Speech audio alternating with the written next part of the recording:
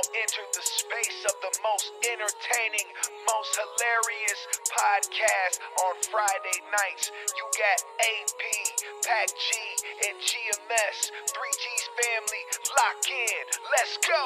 3G's, 3G's, 3G's, we the 3G's, 3G's, 3G's, we the 3G's, 3G's, 3G's, we the 3G's, 3G's, 3G's. This is the shit they've been asking for. 3G's, you have to know. Pour up a drink and pass the dro. Friday night's a classic show. Once a week we at your door. Guaranteed laughs for show. If you hatin', just watch the glow. Pay attention and watch the flow. AP the captain, he's steering the ship. A book in his hand, a gun on his hip. Packy stay solid, titanium bricks, vibranium shit. No phasing the kid. GMS on point, he ain't about to miss. Smoke in the air with knowledge and sense. Triple G's, where we at in this bitch? Triple G's, yeah, we at it again. 3G's, 3G's, 3G's, we the 3G's, 3G's, 3G's, we the 3G's. 3G's, 3G's, we the 3G's, 3G's, 3G's, 3G's, 3G's, 3G's, we the 3G's, 3G's, 3G's, we the 3G's, 3G's, 3G's, we the 3G's, 3G's, 3G's.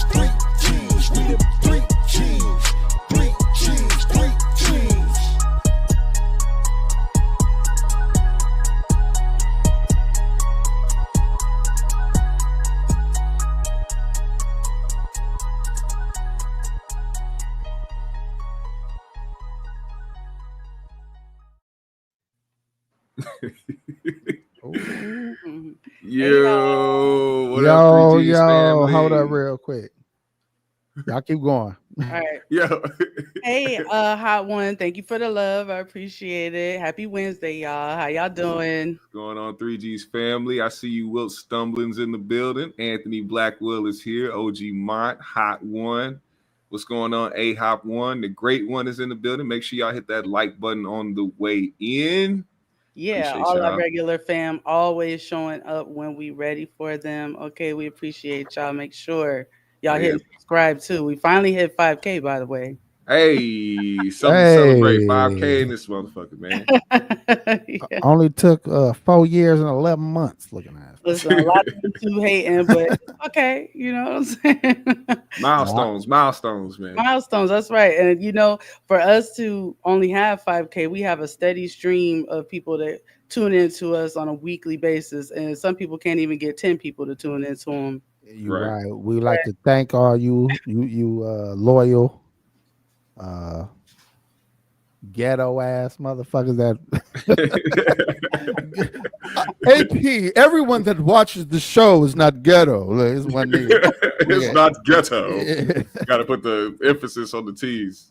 I'm just saying, man, you gotta have a little bit of edge for this shit to even be funny. You know what I'm saying? But we appreciate y'all, man, for pulling up every week for real, man. Yeah, Most the edge is man. special. How's y'all last week been? Regular. It's been interesting. Yeah, Had a very interesting last week. Well, yeah. Is there anything like you feel comfortable to share? I mean, for the most part, man, just staying focused, doing what I got to do. You know what I'm saying? Pushing forward. Just gotta, I'm happy about the trajectory of my channel right now, and just my mentality towards it. I kind of lost that for a minute as far as my my motivation to stay consistent with my channel, but getting things together and doing what I got to do, man. It's been feeling good to get back in that mindset of staying on top of things that's going on, and finding that motivation again, not just for the channel, but just trying to get back to music and just using my platform to get things out there. So it's been a trying week, but it's also been a very inspiring week as well for me. I love that. And I'm proud of you and everything you're doing with your channel. And y'all make sure y'all do subscribe to the GMS show on YouTube. That's our brother. And we're doing big things at the GMS show. Big things. Shout out to the Reaper. Yeah, we doing big things over here at GMS. Yeah, It's true. Man, And, he calls himself the Green Room, but I got the Green Room as well. We're brothers. We're Green Room brothers. Yeah. or whatever. And hey, whatever. he been saying that shit since 3 motherfucking subscribers. We're doing big things here at the Reaper. His shit growing like a motherfucker too, man. Shout out to the Reaper. He's always on. Like he's always to be even consistent. Live show. Yeah.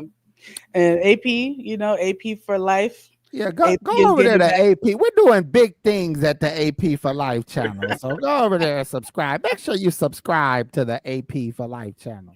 Yes. And the links and everything are in the description. So y'all go and check those out. And I am gonna be relaunching BinkiBianca probably within the next 3 weeks or so. So go subscribe to me. Look out.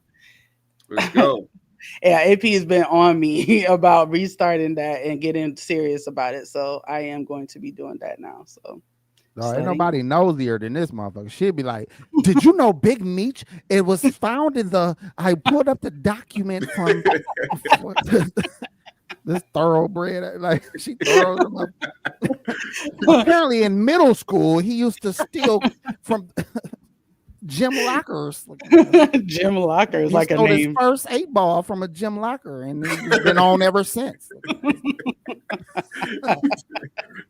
Why you doing me like that anyway? And you know what? All my little like clips that I have for this show when we kept leaving the studio and stuff, like they're not even backstage anymore. So I just I have them right here. So I just got to make sure I put. No, it's we had to get the sound right. Yeah. Right. So it's what we got to do.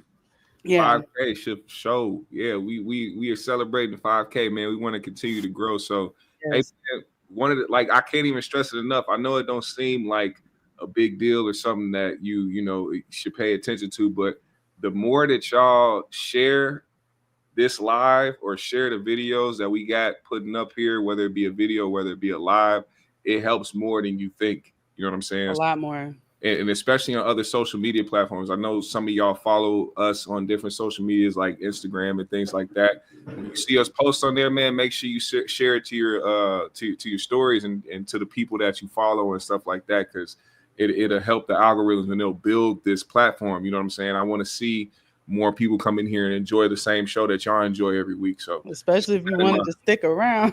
Yeah, we make need sure y'all participate with us. Right. We need more truck drivers and lot lizards to hit that subscribe button.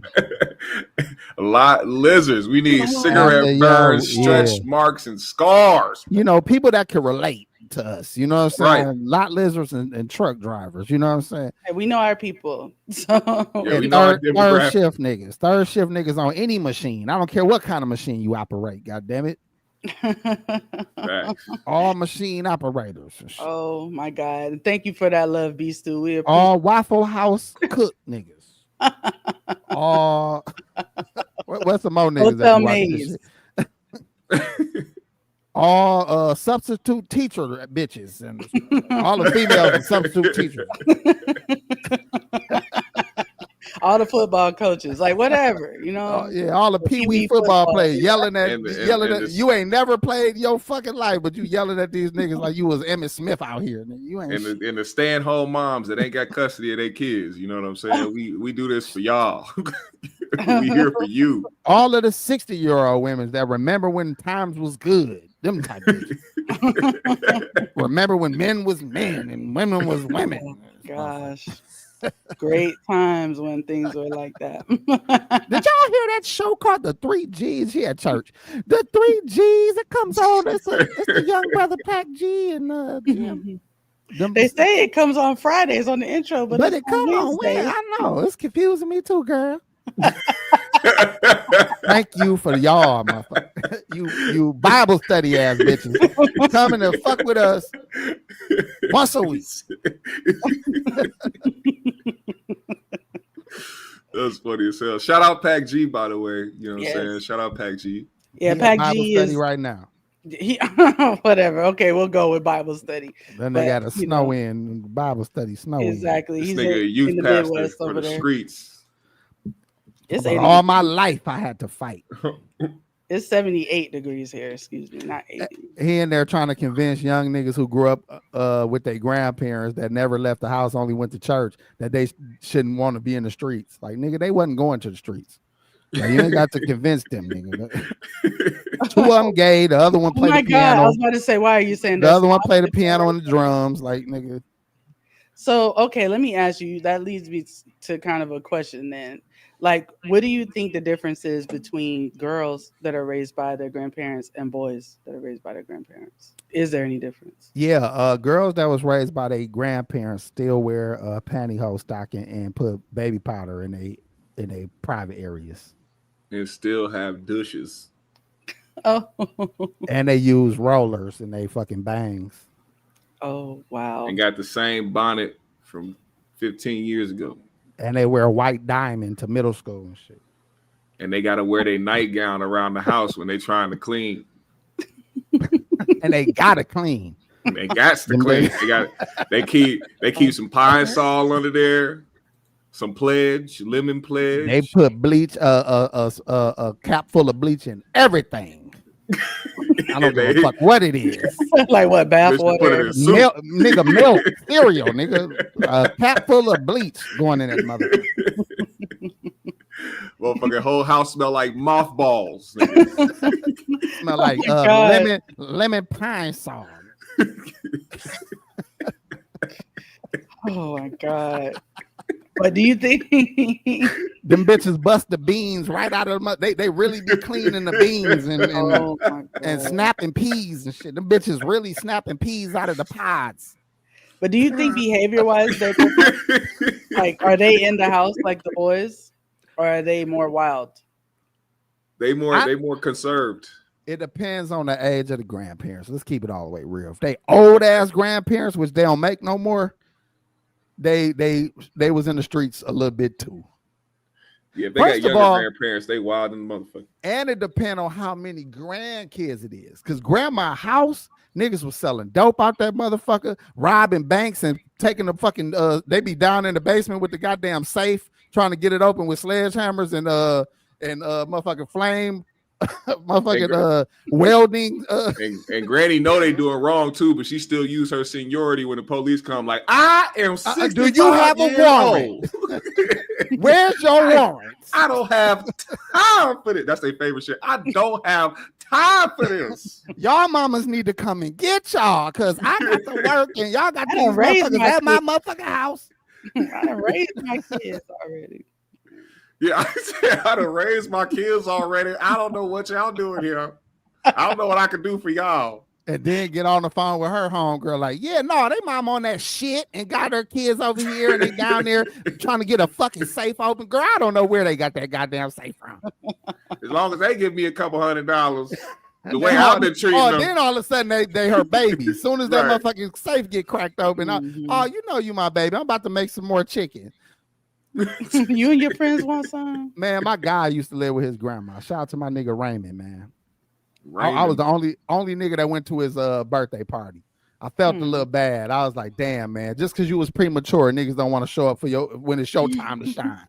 Oh man. He's one of them niggas, the premature niggas that didn't develop, like his head was skinny as fuck from they probably laid on wasn't turning him enough when he was a baby. Anyways, so I go over there. I'm like, where everybody at? He like, they couldn't come. I'm like, nigga, I'm the only motherfucker at the birthday party. How old were y'all? About 8, 9, no, maybe a little older than that, like 12-ish. I'm like, nigga, we playing 101s and shooting pool and goddamn Sega and all kind of, we done played all this shit. Dude, mama fed his grandma, excuse me. Mm-hmm. I probably was there from noon to 6 p.m. I swear to y'all, I ate 3 times. Are you serious? And I ate shit that a grandma would make. She made 2 big ass sloppy joes with some cheese melted on them bitches and a big ass thing of fries. When I say thing of fries, do y'all remember them metal pie, like a pie pan? Yeah. Yeah. Lined with some paper towel full of motherfucking fries and 2 motherfucking full ass sloppy joes. That was the first meal. I ain't want that shit. You can't turn down an old ass lady. They just handing you shit. Then she made chicken Sloppy wings. Joe's got bell peppers in them and shit. Nigga, God damn it. I'm not making this shit up. Right? Nigga. Then she made chicken wings and greens. Now, mind you, it was good. Good God. But I'm still full off the bullshit. You should have Y'all about to go to sleep and shit. You got items and shit on the couch and shit. God damn. That was a bad lineup. You should have led with the chicken wings and fucking greens, bitch. Listen, she wanted to make sure her son had a friend for life. And she was like, I'm gonna feed him good. And you know what? That's my nigga to this day, man. Shout out to my nigga Raymond, man. I ain't never gonna forget that. First of all, it was amazing. I left that house. First of all, it had antique lamps. You know them lamps that got all kind of little sections on them. Like each section like probably worth $300. $300 worth of stained glass on each motherfucker. Nigga, that shout out to Mr. Price, Mrs. Price. They done passed on. But time of my life, I ate 3 motherfucking times. I don't remember where we ate the 3rd time. But I promise you, nigga, there was food in that kitchen the 3rd time before I left. See, it's different. Like, it's different when you're young and you get food opposed to when you're older and get food. You damn near gotta go to the hospital when you get older. Like, goddamn, I don't know if I'm gonna be all right. Not only that, your heart start feeling different. You be like, I feel my heart in this. I feel pain in my chest. Yep. But I'm gonna wait until you know what I'm saying? It's still in the center. When that shit start creeping over to the left. They say, I would just drink some water. We be gambling. We be gambling with our shit, man. But it's true. That's fucked up. It's true. Yeah, man. Shout out to Raymond and his grandparents, man. Shout out to OG Mine for the $5, brother. We appreciate your continuous support. Our brother Joe Blast in the chat, man. Yes, appreciate constantly giving to us. We appreciate What's up, Sheriff Fist? What up, LaDonna? LaDonna, Sheriff Fist in the house, man. Sheriff Fist is usually not here live because she's in the UK, and so the time difference is crazy. She be at a Bible study around this time. She said, big ups and blessed love, you guys. It's 0219 here in the UK, so we'll listen to you while I fall asleep and listen properly in the AM. Too old to be up this time of night. Bless love. That's love for real. Yeah, she been around for a minute. From the from New York days. For real. Shout out to the sister. He was like, man. He said the sheriff is. I shot the sheriff. What do that stand for? What's the point of that? I'm like, I don't know. It's a female sheriff. I mean, I assume, and she was sheriff like, yeah, I'm the sheriff. That's what that. Oh, that's what that's supposed to mean. I guess, or that's just how it's came up. That's just where our black minds go when we see the word sheriff. Like the sheriffess. That's just the female version of it, right? That's the feminine. That's the feminine language for. We gotta stop making a word. This is why I can't read. It ain't because I can't read. You motherfuckers can't type in English. God damn it. I mean, I won't blame it all on you, AP. Some of it's you, and some of it's definitely a lot of it's me and my remedialness. Like I ain't got the patience to go through all the letters I'm seeing jammed together. I'm like, you jamming too many fucking letters together, nigga. Space this shit out and put some dashes in between that shit. You want me to read it right? Whatever. All right, so shall we get into the show? Let's get to it.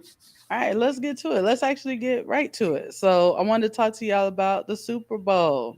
Okay. So with the Super Bowl, the Eagles ended up winning. Did y'all watch the game? I watched the game. I was at work. What did y'all think about it? Handed to them. Boring as fuck. Kansas City did not come prepared. They were too prepared for the run game. They was like, yeah, we just gonna stop Saquon and everything gonna be all right. It's like, no, nigga, y'all fucked up. Hey, now I ain't noticed it till I watched replays of a game. It looked like they threw that motherfucking game, man. Well, I mean, shit. It was turnovers that professionals just don't fucking make. I'm like, nigga, you throwing the ball. These interceptions ain't interceptions of a pass. You throwing the ball to them niggas. Like, you know what I'm saying? Like, this ain't no fucking interception. He got sacked, what, like 8 times or some shit like that? Some crazy ass shit like that? Go. He throwing the ball away. I mean, throw the shit away. He ain't. Yeah. But he known for not doing that. He known for trying to make a play. He known for running a little bit. And making bad, like, not smart plays. But he throwing straight into the hands of motherfuckers. Then there was a time where he should have had a completed pass. Routine motherfucking pass. that nigga dropped that shit. I was like, oh yeah, I don't know now. Like this shit. And I'll be like, bro was man. like this. He wasn't even like this. He was like this, and the ball went straight off his hand. Dog, and fell on the ground. They wasn't chasing nobody down. Like you ain't gonna try to stop him at the 1 yard line, motherfucker. Like you can still catch up to him and might tackle him before the end zone. This is the Y'all Super just Bowl. Said, fuck it. That's what I was getting from it. I'm like, this is the time to put it on the line, motherfucker. Right. Like, of any time, yeah. So many people was believing that the Kansas City's had the edge for being, known for cheating, known for trying to give him a three-peat.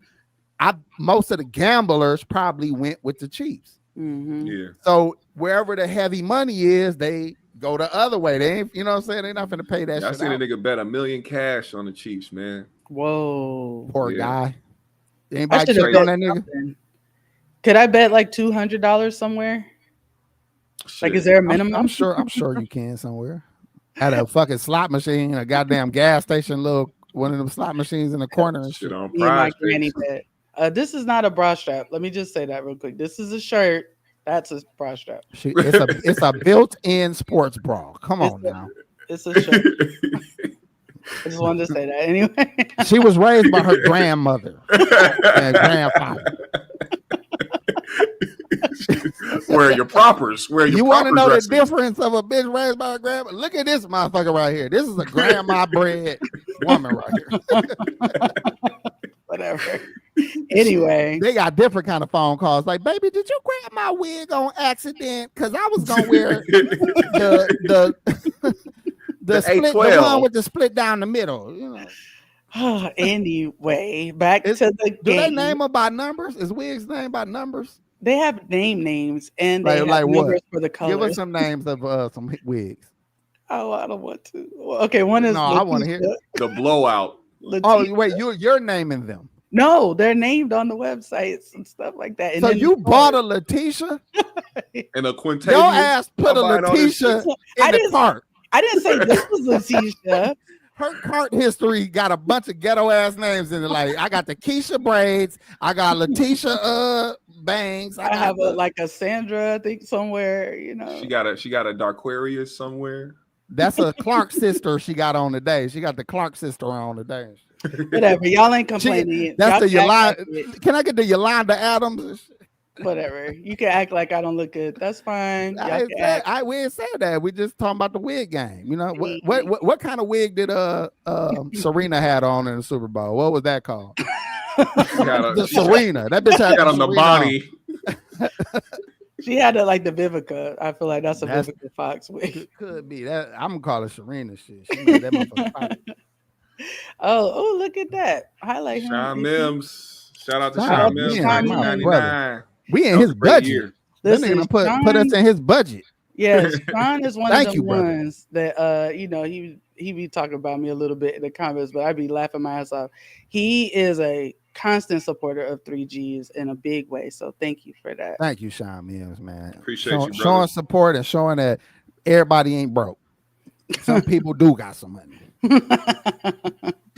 Okay, anyway, so it ain't that bad in America, motherfucker. Back to the game. I do want to ask you guys, did you find the game boring, even though y'all were saying like you think it's it was boring to me. I thought it was boring as hell. I was like, I'm ready to turn this off. I hate blowout games like that. Yeah, I hate a blowout game, whether it be a regular game or a championship game, because it's not fun to watch after a while. Like if they started to come back at some point, if they weren't being down by 20 points, I mean, I probably would have been more interested in the game. But man, like AP said, it looked like they threw that shit, and it was not interesting. By the time halftime came, it was like, all right, bring on the Kendrick shit. After this is over, nigga, I'm turning this shit off. I don't really care. Yeah, and I was at work, so I wasn't even consistently watching it. So I'm sitting down when I can, watching quite a good amount of time at a time. But I'm like, every time you popped your head up, you seen the score change. You said, nigga, what is this? Fuck the score change. I'm watching niggas running to the end zone over and over and over. And I'm watching the Chiefs never leaving their end zone. Them niggas still in their end zone. Is this a preseason you gonna get to the 10-yard line, motherfucker? Did you at least pinch the bitch? Oh my God. Look, man, hey, whatever. I watch sports. I'm not a fanatic. Like I fuck with it. I got favorite players. I was happy for either quarterback to win. I ain't gonna lie. A lot of people don't like Pat Mahomes. I think he's exciting to watch. I like all the weird ass passes that nigga be throwing. And but now it's just looking too fucking staged. It's like, nigga, can y'all pretend to fucking play football, nigga? Y'all don't even try no more. Well, I was already thinking that the Eagles were going to win the game before it happened. I was already, I mean, kind of low key rooting for the Eagles. Not like, you know, I didn't really have a team set, but I just seen the energy surrounding them. You know what I'm saying? Like with everybody that's supporting the Eagles, and then like seeing Gilly's post every day. I'm like, damn, I hope the Eagles win because all this shit. Hope this shit don't go in vain. Like this nigga get every time they won, this nigga do. I'm like, bro, they gotta get that nigga a ring. He need a custom ring, nigga. He need a ring with his face on it with that big stupid dumbass retarded hat on. I like watching big fans like that. You know what helped? Not helped. I want to say this about Gilly now. Gilly is like synonymous with Philly now, like with this team. He already was Philly all day, but I'm talking about that team now. He is their unofficial mascot for life. Yeah, that's true. You know what I'm saying? And he should be. That nigga ran a campaign for them motherfuckers. Listen, I don't do cocaine, but if I did, I'd find out who his plug was because Gilly got the best cocaine in the world. I'm gonna tell you what happened to Gilly. Gilly from a very, very, very, very poor city. Yeah. And he done been broke. He done got a little money and got broke too many times. And that nigga at a point now where he's getting some money again. He said, nigga, I ain't fucking it up this time. I'm all in, goddamn. He said 100,000 on the Eagles and 20,000 on this rock, nigga. What's up? Oh my god! Hey, I'm gonna tell you, I watched that nigga spar and hit bags. You don't want to step to Gilly, dog. Like he ain't that big. Gilly got fucking hands. Like he fuck around whoop a nigga, and he like 50 or something. I was gonna say he can hoop quick or something. That motherfucker can hoop. And the nigga got the eyes that can see in the back of him. His coordination, hand-eye coordination is probably spectacular. Dog, it's that smiley. He is. I think he is. Oh, is he? Yeah, I think his mom's and them shit. I think he is something like that. He's Muslim. Yeah, but that's like a religion. You know what I'm saying? Like, they actual people. He's Somali, and I think he, look at the nigga. Don't he fit the profile? God damn, we just explained like a raindrop a couple weeks ago. We were just talking about the raindrop head. Oh, I can't. Shout out to Gilly, man. Yeah. My brother done pulled up on us and shit. He said we having too much fun and shit. He came in with the Frederick Douglass. He came in with the motherfucking Kwame Ture. This nigga look like the old mayor of Detroit. Kwame Kilpatrick. Nigga look like this was Corey stunt double in Black Jesus and shit. Baby mama. Like that was Packy standing there and shit. Baby mama. What it do? What up, Packy? We were just talking about the Super Bowl, man. First, before the whole Kendrick thing, what you think about the actual game? What you think about it, Dr. Umar? I didn't even watch it. Oh, you didn't watch the game? Or the halftime show? That shit. I didn't care about the halftime show. I heard the song enough. Damn. He already did what I wanted him to do. Listen, he already accomplished what I wanted him to do. Drake poked the man, started some shit with him, and then he ruined the man's career. Leave them black niggas alone, bro. So we're gonna talk about the halftime show right now. Okay, let's get to it. Yeah, we might as well get to it. All right, so I want to ask y'all first, for y'all that watch it, I guess. Do you think Kendrick performed well with the halftime show? Yes. Yes, I think Kendrick performed exceptionally well. I think that he did exactly what he was set out to do, and he curated his show to his liking and to what his artistry is. I think that a lot of people, of course, man, it's a big stage, and it's pop music's biggest stage. So a lot of people wanted to hear a lot of different hits and a lot of different what they call slaps, but also, keeping in mind who Kendrick is and what he uses his platform for. You should really never go in with any expectations besides seeing what he put together and seeing what he produced with his art and with his type of mind that he has. Not to like put too much intricacies on it because it wasn't that deep, but it was, you know, it was something that I expected out of Kendrick. So I think he did a great job. I think that he performed the song that everybody was anticipating, but also really shined a light on GNX and just who he is as an artist, man. So I thought it was great. What about you, AP? I agree with the that sentiment.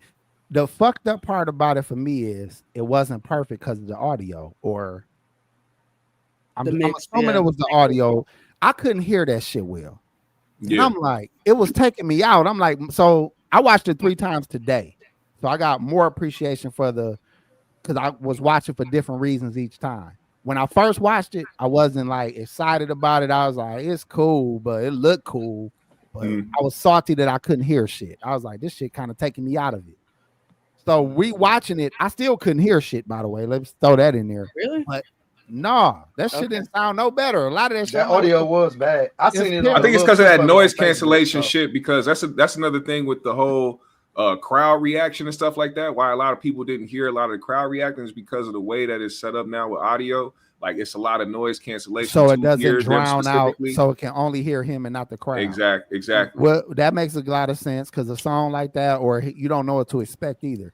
Sure. But the visual was perfect as fuck to me. The actual, like LaDonna brought up the choreography and shit. The visual, every movement. If you watch that shit on silent, you'll be like, dog, this shit going down. Like you seeing, and you watching each individual groups of people and what they doing. That's what I did when I rewatched a few times. I was watching for different shit. I was like, they did they motherfucking thing. So performance-wise, flawless. Even Kendrick keeping up with everything and being able to spit his shit. I'm sure he was saying the words right. It wasn't, I couldn't hear it. SZA looked good. I think the way she was dressed, I fucked with that. Like it was. What else? I liked it. What's her name? Serena. Serena had a tennis skirt on, which was kind of slick because she did that same crip walk shit playing in Wimbledon, the Olympics. So right, and people keep trying to contribute it to Drake. It's partially him, but it is partially him. But they were only saying it was surrounded by him. Like that's the only reason she was there, and people, you know, like Stephen A. talking about, oh, if that was my wife, I, you know, she can go be with him. It's like, bro, it's more than just Drake in this instance with her doing that. You know what I'm saying? She got a lot of backlash for that shit. You know what I'm saying? A lot of it. I don't think it was as deep as Stephen A. made it, but his point would be accurate if you was talking about a regular bitch doing regular shit.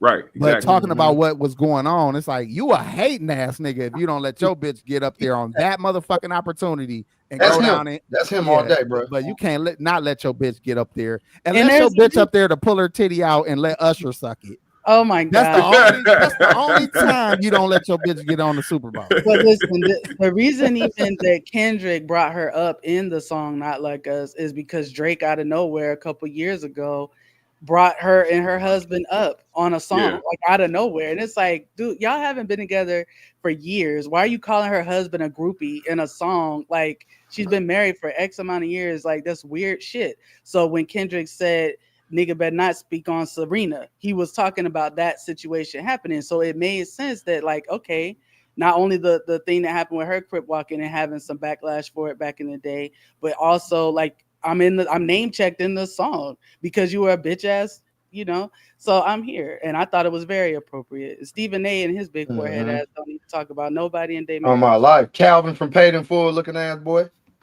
Yeah, but AP, I got some motherfucker now. Motherfucker now. Hey man, you gonna have this motherfucker running my corner, man? What's going on? But I feel like you were still talking AP, or were you done with what you were saying? Because I feel like you're about to go somewhere else. No, because I'm not. I don't want to go too deep into it, because I want to keep it at the level that we talking about it at.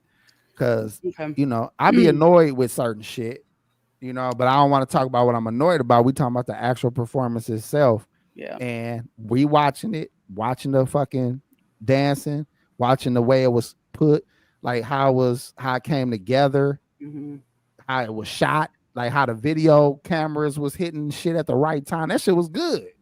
I wish I could hear it. And I wish I knew the words to everything. Because even if I couldn't hear it, you can hear it in your head if you know the music.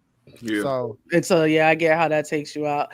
Totally understand. I mean, I personally really loved it, but I do know that album pretty well, GNX, because even though it's only a couple months old, like it came out, I think the end of November, something like that, maybe beginning of December, and it was a surprise drop. So, and it's only February, but I do play it a lot. Like I've played it a lot here in my house or whatever, just cleaning, cooking, having people over, hanging out, sitting on the balcony, whatever. And so me and my roommate, like we were happy as hell, like watching that show. We were excited. One more point I want to make. That's what's up. That's what's up. Watching Kendrick's face and his delivery and it felt like he wasn't talking to nobody but Drake. That's the best part. Yeah. Like that's what kind of made it dope too. You used your whole motherfucking 13 minutes, however long, to address one nigga in front of everybody. And I felt like that shit was hard too, because now it's like, I mean, Drake, it's over. Honestly, listen, check this out. Big Meech and Drake need to go ahead and get under a rock. Check this out, bro. Because 50 not letting up. 50 ain't letting up for that. Yeah, y'all had y'all run. Y'all fuck with the two wrong niggas, the worst nigga in New York and the worst nigga in LA. Oh, fucking over. Hey, P, hold on. This is the real East Coast versus West Coast shit. Is this some sucker shit or not? A nigga like that just dish the shit out you. The song is #1 for everything, awards, everything, all over the world. Oh, the awards on top of it. Yes, Super Bowl. Check this out. And then you want to come back and respond with a motherfucking album with Party Next Door. R&B album, bro. It's an R&B album. He can't do nothing. Like, what he do? To be honest, he needs to do that, because the more he puts more attention or puts more type of notice on the fact that he's bothered by what happened, or doing the antics on tour, wearing the bullet hole sweaters with the smoke coming out the back. You doing all that shit, man. You just looking defeated. You looking like a victim. Put out some other music, distract these niggas. Just be like, yo, I'm still Drake. Like, you gotta be in that he bag. Ain't still Drake though. That's what if I was his PR, if I was his PR person, I would say, all right, Drake, we gotta think about our new hustle, because music is over. What do you want to do with the rest of your life?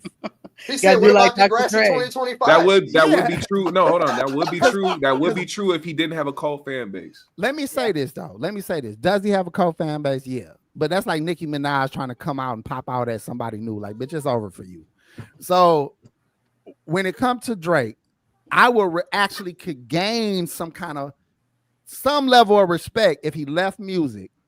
He's still a man. He still got a record that nobody can really touch. Mm-hmm. He should go on and produce movies or shows. He should go into the 50 lane, because that Top Boy shit was good than a motherfucker. Top Boy was cold. So he should go into the motherfucking. He should put Canada on the map. He should produce some Canada material. Give us some shows, Drake, because I don't want to hear you fucking sing or rap or do shit else. Boosie said the nigga should go off and just let everybody forget about him and let him miss him.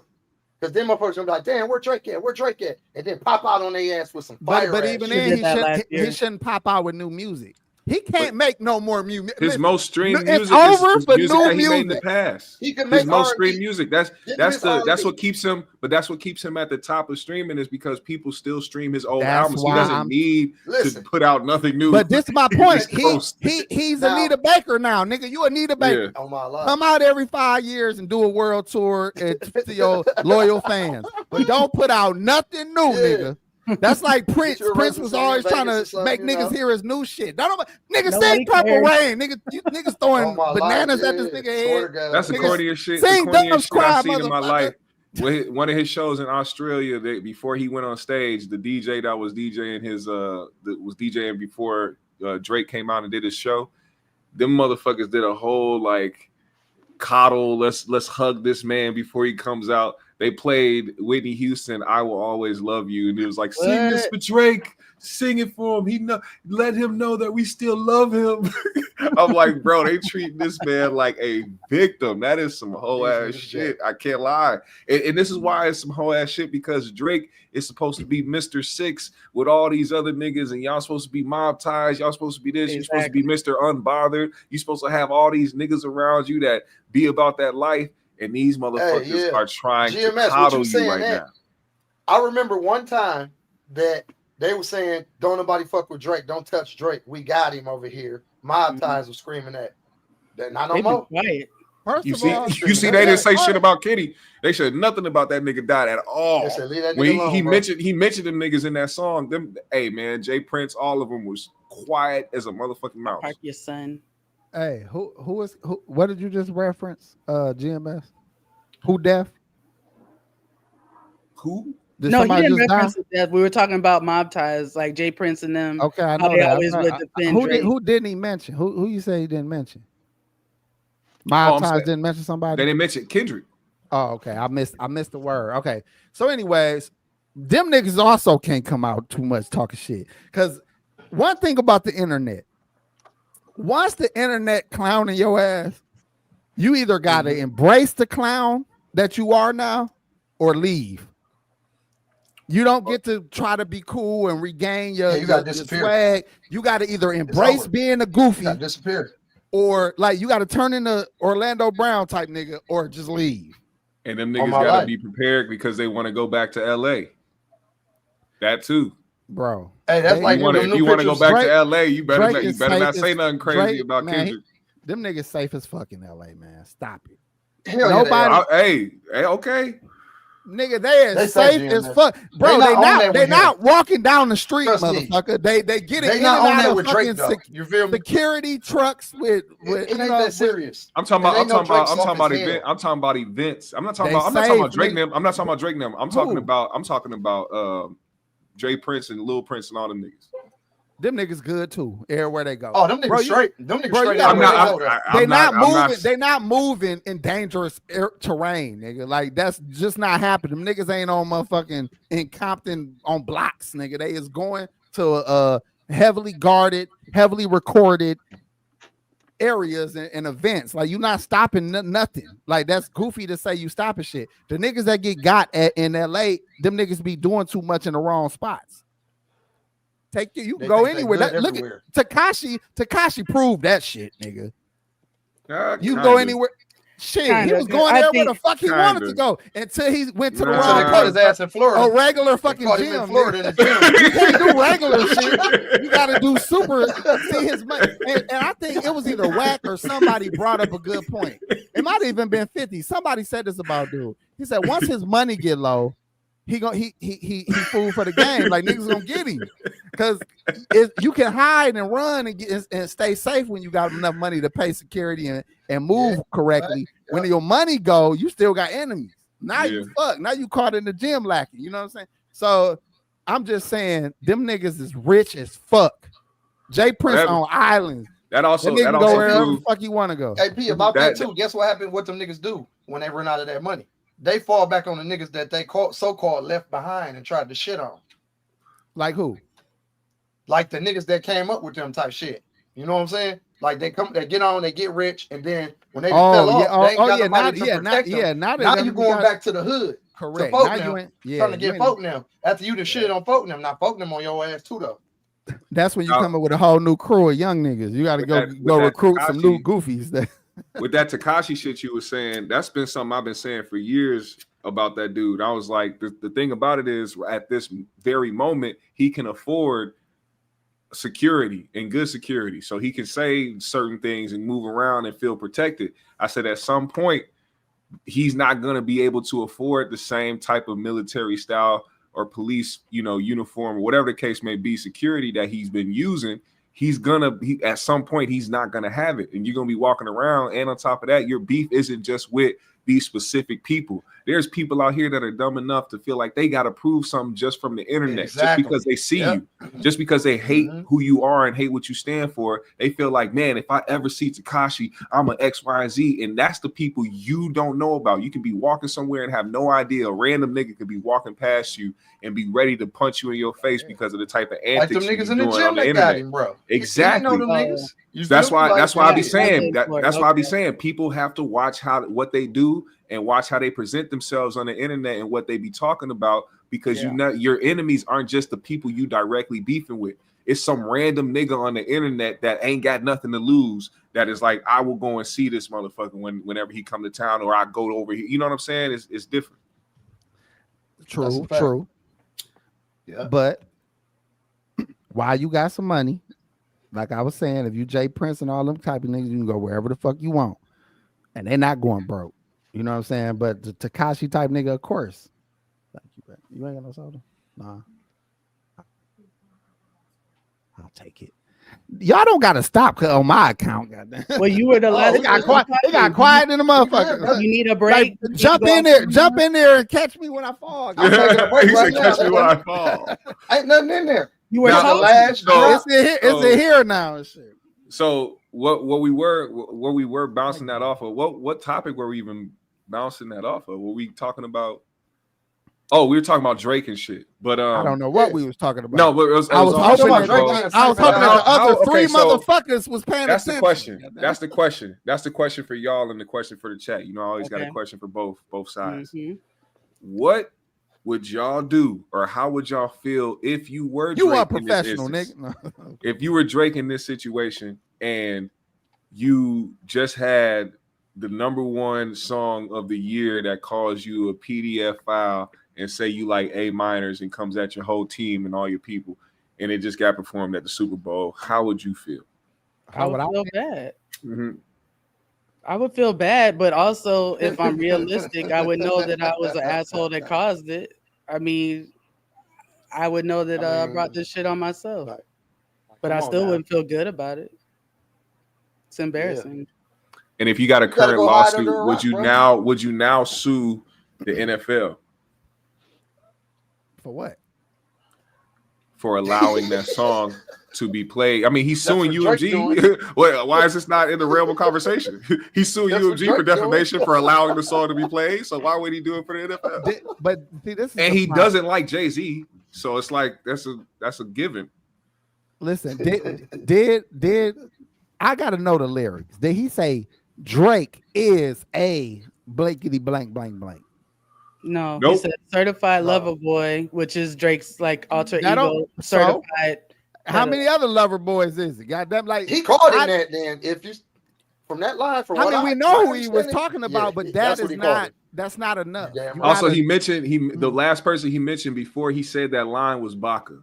Mm-hmm. Now we know. Now they could say it was that, but then you have to go back to Baca's case. And if you say that he didn't have a weird case, then I mean, I guess it's subjective, but at the same time, he has no win. The whole point is he trying to put pressure on niggas not to do it again. He trying to put pressure on niggas to spend some money on. I believe he think his money so long he could probably draw out some court cases and fuck the nigga bread up. Don't nobody want legal troubles, even if they gonna be right. I still paid a bunch of money for this stupid ass case. So he just fucking with him like, all right, nigga, I'm finna take some money from you. You know, basically I'm finna just make you not so quick to say these things or do these things again. But this you don't want the headache. This is why he looks like a bitch to me, because the shit he said in his songs, which were good songs, they were good disses. The shit he said in that song could be used against him as well. If Kendrick was the type of nigga to sue for defamation, oh, UMG, y'all allowed him to put out a song talking about I beat on my wife or that one of my kids may be my managers, or making fun of the fact that I got molested at one point in like how is that? Hey, but you're not gonna sue a nigga if you gotta prove it in court. I'm gonna tell you some gangster shit. False. GMS. I'm gonna bring up another instance. Paternity test dog.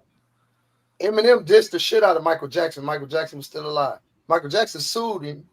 Well, he ain't suing. He bought Eminem's masters. So now anything that Eminem dropped, oh, you gotta pay me.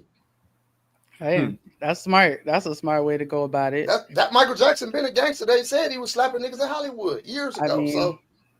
Didn't he buy the Beatles catalog and have Paul McCartney stop being friends behind that as well? So I mean, Michael's definitely a shrewd gangster businessman. Yeah, like he knew it. But Drake ain't. Drake, you know, he just certified lover boy. Drake made himself exactly everything that Kendrick claimed him to be. Like he made you a colonizer. He made you lame. He made everything he said about you. You proved it with your actions immediately after the fact. Now I told y'all if that nigga left music, he'll still have all that crazy catalog to tour with whenever he feel like coming up and touring off of it. He should go into fucking producing shows and movies and things like that. He will kill that lane. That's the lane he started in. He needs to revamp his whole shit. Yeah, he need to go back because he fell in love with this rap shit and it got away from him. Like Lil Wayne told him when he signed him on, he was like, bro, just rap about teenage love and all that shit. Just rap about that, bro. He was like, don't get into no beef shit. Wayne told this man that. Yeah, he did. A long time ago.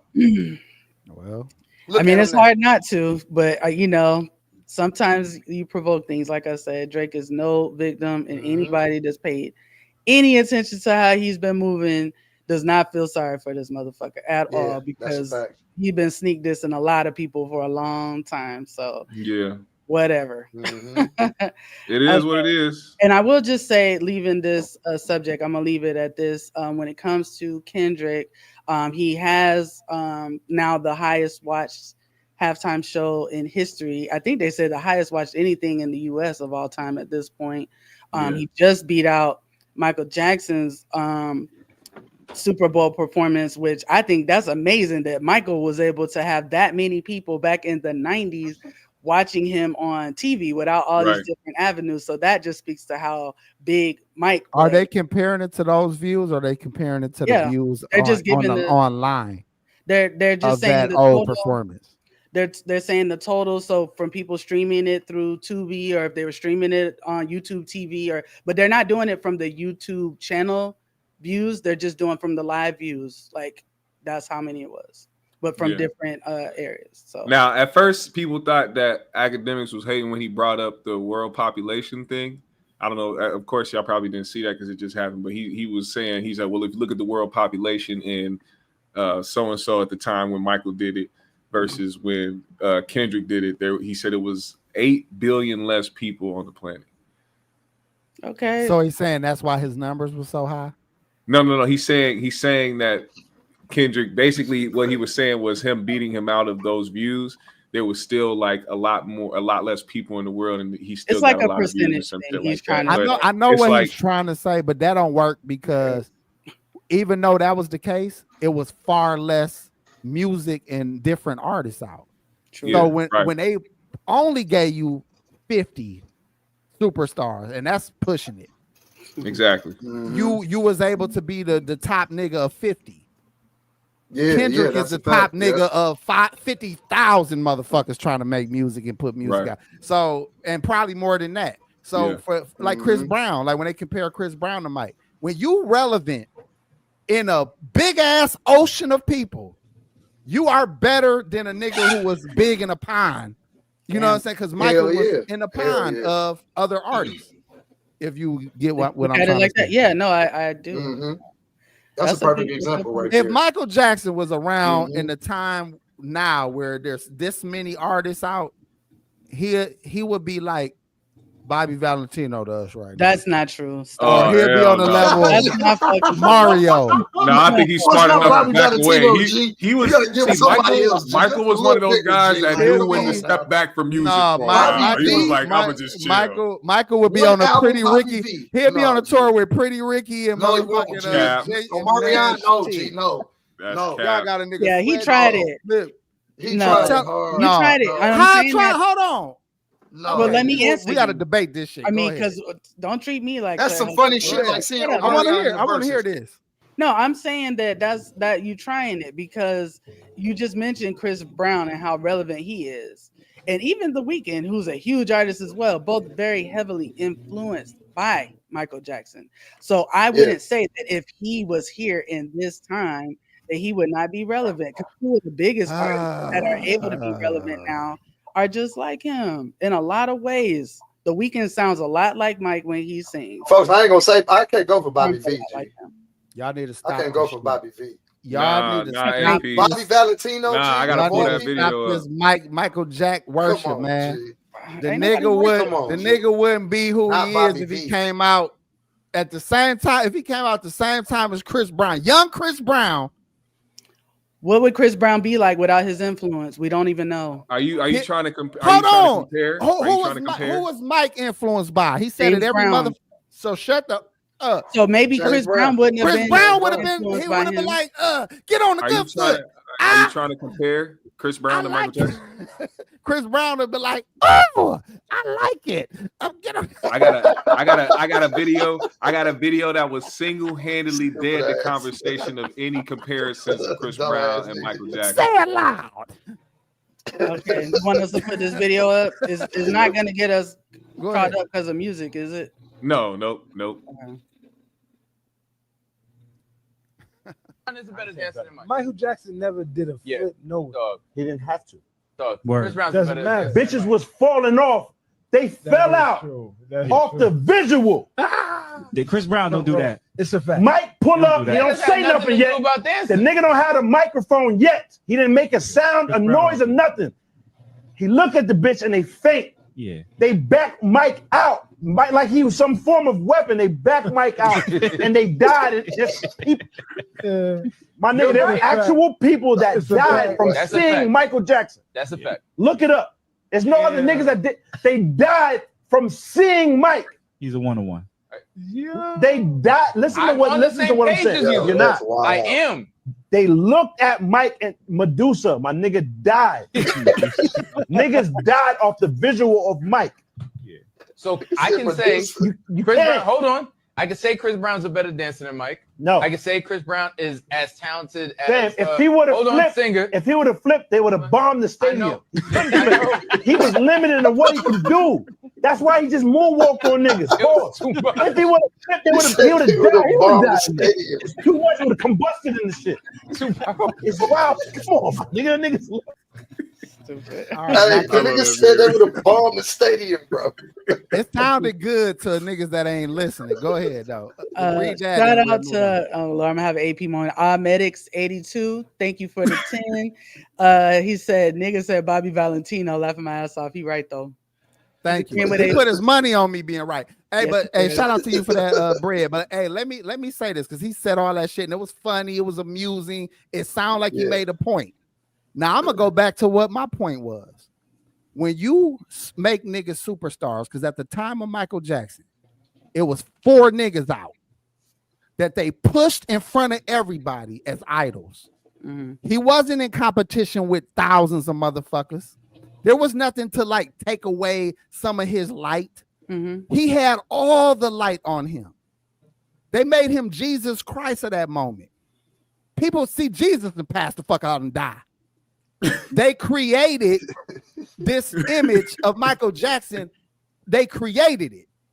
Now we in the wild, wild west where anybody in a fucking basement can do a fucking dance and be viral tomorrow. Anybody can, He would not be Michael Jackson in the fucking time and place we are right now with thousands and thousands of money. Because this would have happened. He'll do some shit.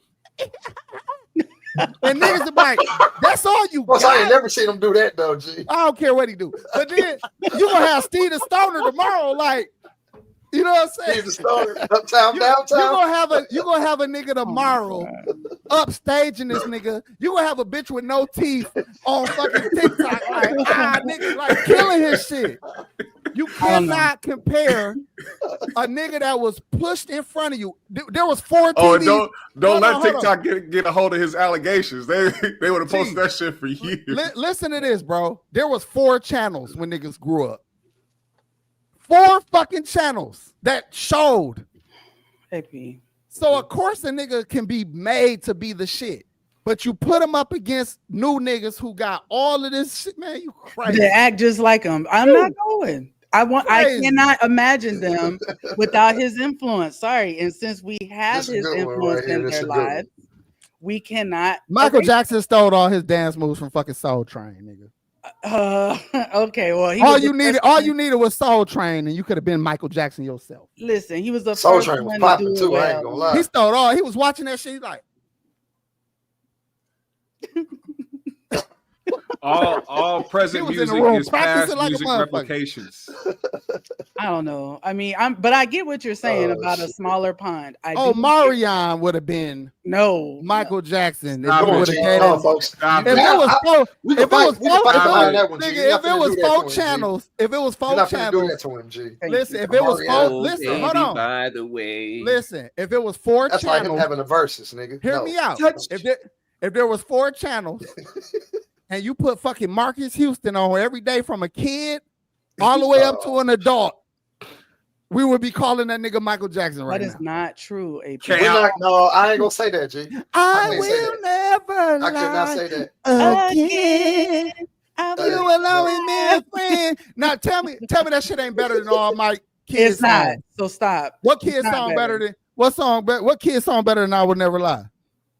Never can say. Oh, she having trouble. Never can say goodbye, nigga. Fuck you, man. I just said it right off the top. Hold on, I give you credit. That'd be a hard ass battle, nigga. Or I'll be there. You play them back. I'll be there too. G. Okay, I'm talking shit a little bit, Yeah, but I'm just saying. A lot of Want to be where you Not a lot are. of it.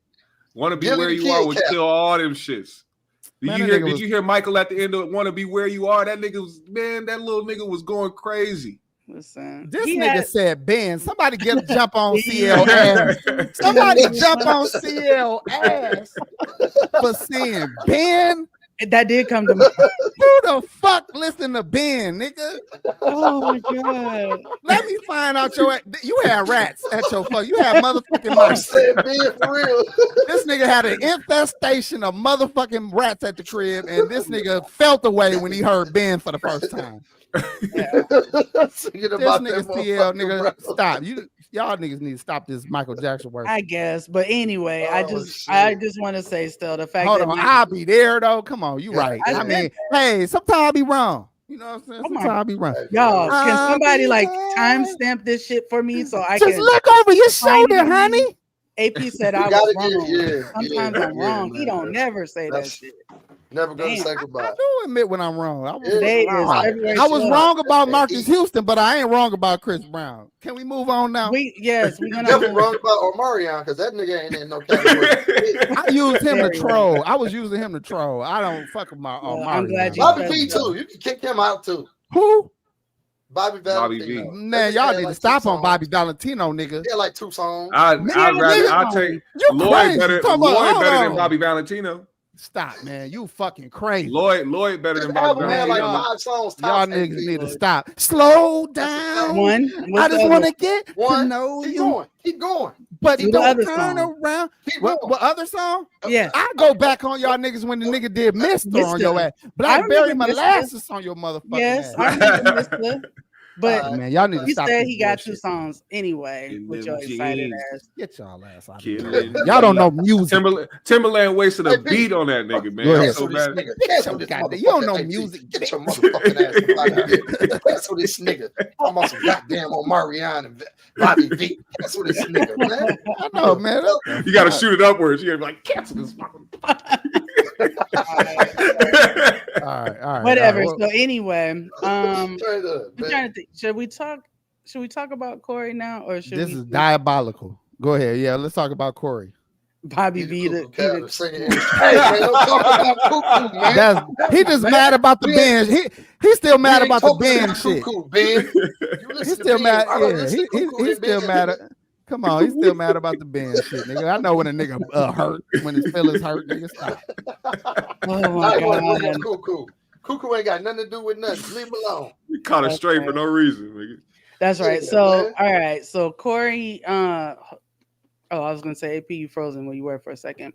All right. So on last night's show, Corey talked about some situation that the same situation has been kind of brewing for the last few months between him and Cristina Payne, the comedian. So Cristina actually did an interview with TMZ. Like a street interview, I guess, outside of court, possibly. And I'm gonna pull up that video for y'all real quick so we can hear what she had to say, and then we'll talk about Corey stuff.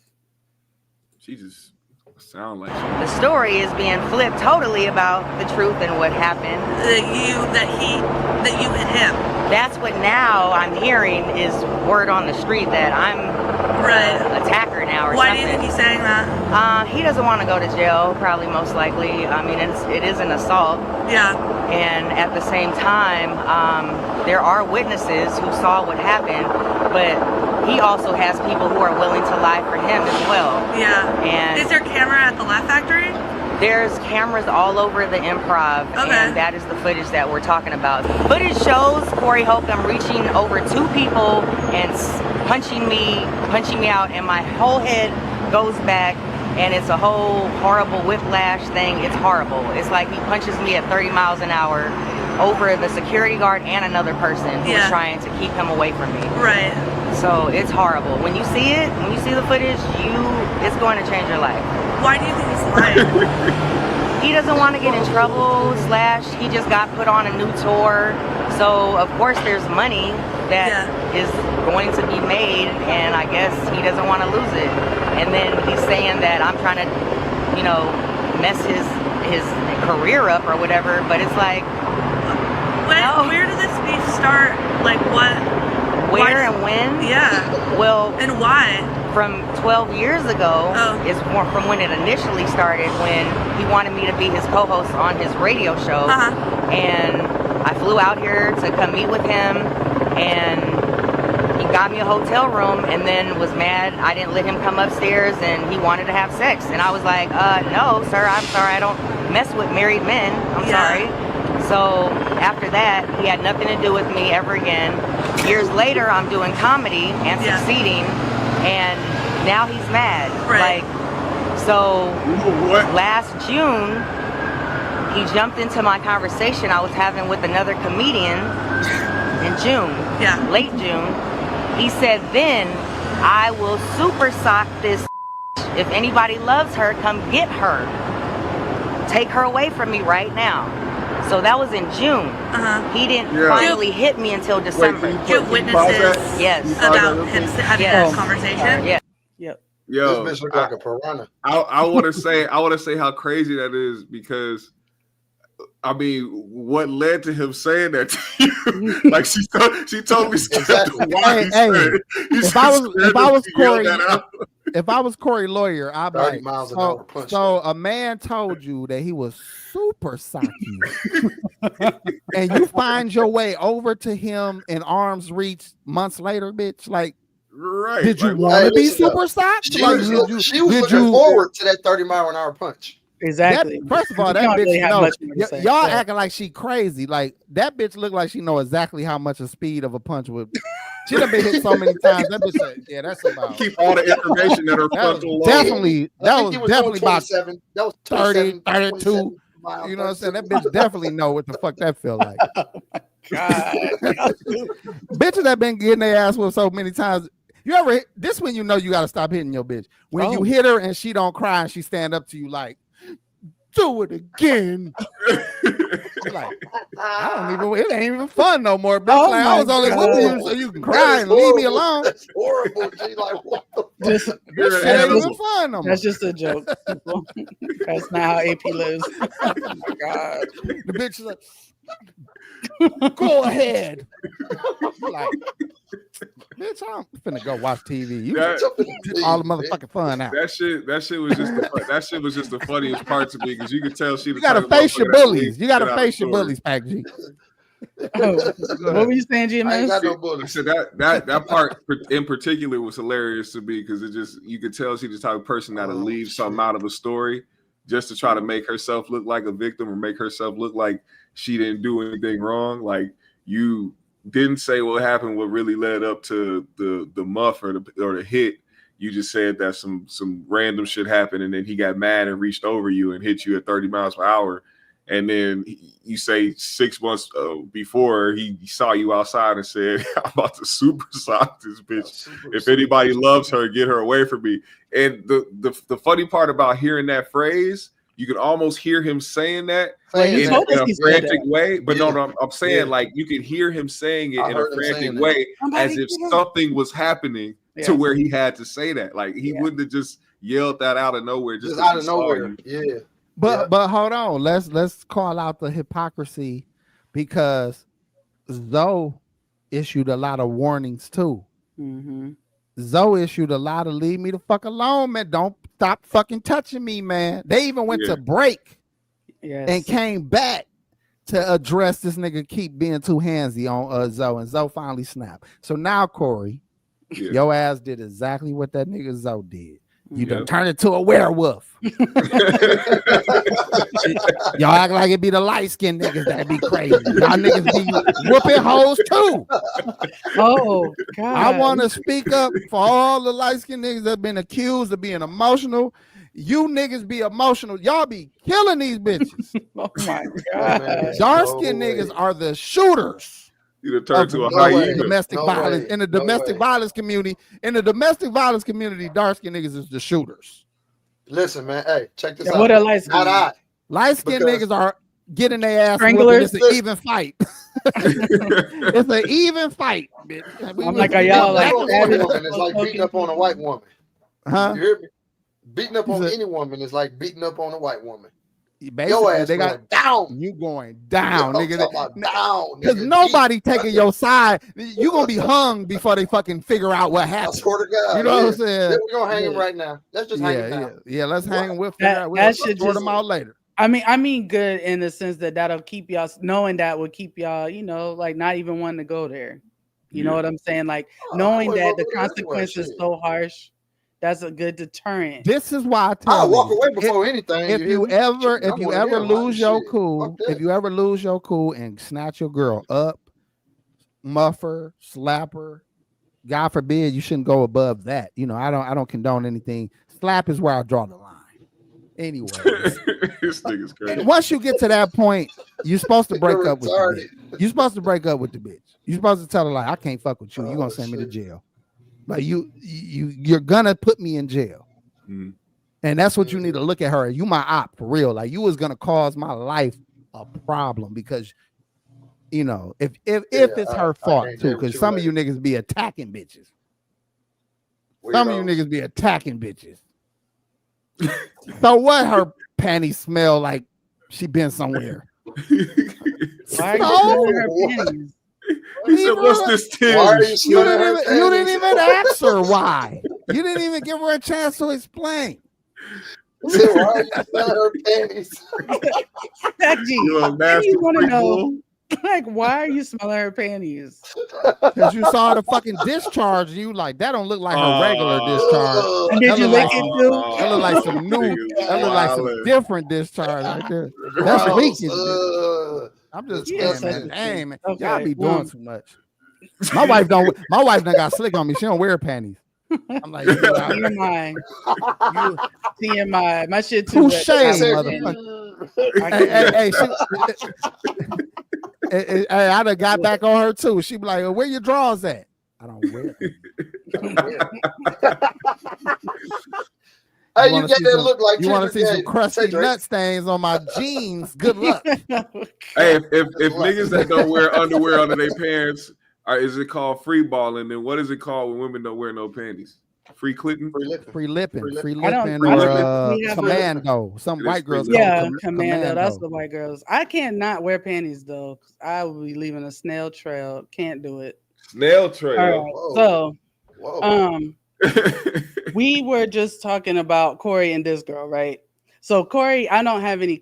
Here, let me read what he said. The sheriff has said AP thinks these are the days when a man slaps a woman and she gasps. He needs to remember that in America, women are packing, and here in UKKK, they'll stab. See, that's why I teach appropriate slap. You can't half-ass a slap. If your bitch go to a gun or a knife, you did not slap that bitch right. And you didn't slap her for the right reasons. If you slap a bitch for the right reason and the right way, she ain't gonna do nothing but gasp and apologize. She knows she done took you there. She done took you there. You weren't supposed to get there. You were just trying to watch the game. Okay. So your bitch go to the gun or go to the knife. If she go to the knife or gun, it was your fault, and you deserve everything you got coming for you. Now, if you slap her and you in the right, and she knows she was wrong, she gonna be like, gasp, and she's just gonna go on about her business. And she gonna go on about her business like that, and beg you not to leave her. Okay. So anyway, she gonna be like, "Don't leave me, boy. Please stay with me too. Forget your pot, girl. Man, I'm telling you. Don't save him. You're my heart. You're my soul. This your girl too. You got so much control. I was my loved one deeper than the ocean and sea. This your girl. you sail away, you'll take the centerpiece of me, darling.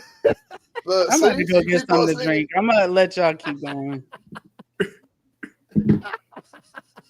See, y'all niggas used to y'all bitch. I'm calling the police. Nigga, you weren't fucking her good at all. That bitch calling the police for your dick to be in jail. Nigga, she don't give a fuck about your the dick to be in jail. She wants your dick in jail, nigga. You ain't hit that shit right in years. If she wants your dick in jail. Diabolical work right there. She don't care nothing about you at all. She like, nigga, if your bitch love you, she ain't letting that dick go to jail. That's what she said. Fuck him. I'ma lock this. Fuck that. Yeah, I need some more quiet time. I need this nigga to go to jail for the weekend so I can have my real nigga come through. Oh damn, that's fucked up. Yeah, your girl go to that phone. If your girl even touch the phone, break up with that bitch. She do not love you. She don't love you. There is women that done walked off goddamn broken legs to be with a man that they love. If your bitch ain't willing to walk off a slap, bitch, man, you don't love me. You really don't care nothing about me, baby. Y'all need to stop this, and we need to move on. I'm only bullshitting, y'all. I'm just bullshitting, okay? My wife is light skinned as fuck. Nigga, you will see my fingerprints will be in that bitch face if I did something. Goddamn. Even if you poked her in the face, that shit gonna show, nigga. See, now my hood bitch I used to be with. You gotta cuff the head. You gotta cuff the whole head. That way, you gotta make sure it grab the whole head. Nigga did a neck adjustment before he said it. He said, all right, if anything, she ain't gonna have no scars, no whelps, no fucking bruise. She just gonna have a neck brace. Look at Binky. Look at Binky. Look how she looking. A proper Look slap. At Binky, like, a proper slap should be a neck brace. She typing all of this shit. All this shit is being documented right now. Look at Binky. She.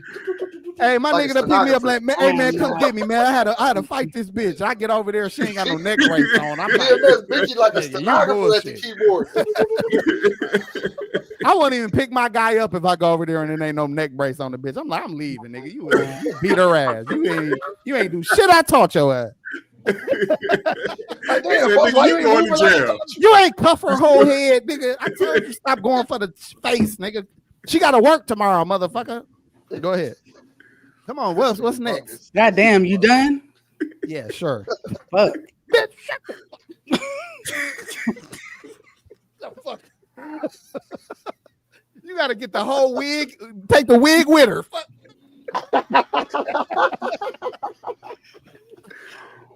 Matter of fact, bring the wig back. She go that way. The wig come back with you, like, and throw it down. And spike that motherfucker. This nigga here, man. He said he spiked the top. Hey, take her wig and do the Heisman with that motherfucker. Go ahead. Anyway, I hate how fucking stupid he is. I do not want to encourage his fucking ass. He be making me so mad. Shit. God. Anyway, that nigga turned into Al Bundy on him. No, ma'am. Hey, I'm gonna be in Corey courtroom like. I be trying to like, protect the nigga, but he's just content. Like he really is just determined to like. So ain't no protection. Anyway, so Corey was talking about this last night. I don't have any clip that I want to play from that because he wasn't really saying shit. He was ranting. He was just like ranting and roasting her, which was funny, like y'all was doing in the comments. But he did also bring up he said on the show, besides roasting her, that TMZ was sicked on him, essentially, and that the lawyer that's supposedly like representing Christina in secret is a lawyer called Sean Hawley. I don't know who she is, but apparently lawyers in LA will dig up dirt on someone. They'll work in cahoots, the lawyers. So the lawyer that's suing will work with the defense lawyer to basically get money out of celebrities. And he's saying that's the new game that they on right now. So we'll see if that all comes out to be true or not. But the other thing I wanted to talk about was apparently Kanye tweeted that Corey is funnier than Dave Chappelle. And so that made Corey's night, I guess. It made him feel good. And then he like kind of backtracked on all the shit he was talking on Kanye before. So what do y'all think about that? Well, I mean, he is the backtracking king of the fucking world. But I think that's a hell of a compliment. I think this goes to what we was talking about last week. A lot of people respect Chappelle. Kanye used to roll with that nigga and hang with that nigga back in the day. Mm-hmm. He used to be with Talib Kweli, fucking Kanye, Most Def. Them niggas was kicking it all the time. And he said he fuck with Corey. Because Corey is, especially a man like Kanye who been through shit with bitches and his woman and all that. He probably love fucking Corey comedy. You know what I'm saying? Yeah. But you go to a Chappelle, you like, yeah, all right. He basically stealing Kanye shine. Like, nigga, let me get up here and talk about my problems. Nigga, let me talk for 2 hours about shit that's going on with me. Like, that's the same vein shit. Kanye is funny as fucking Chappelle, if you ask me. Shit. Yeah, he is a funny motherfucker. For real. Corey was kind of solicited and saying, like, yay, hook up with me. Is this you reaching out?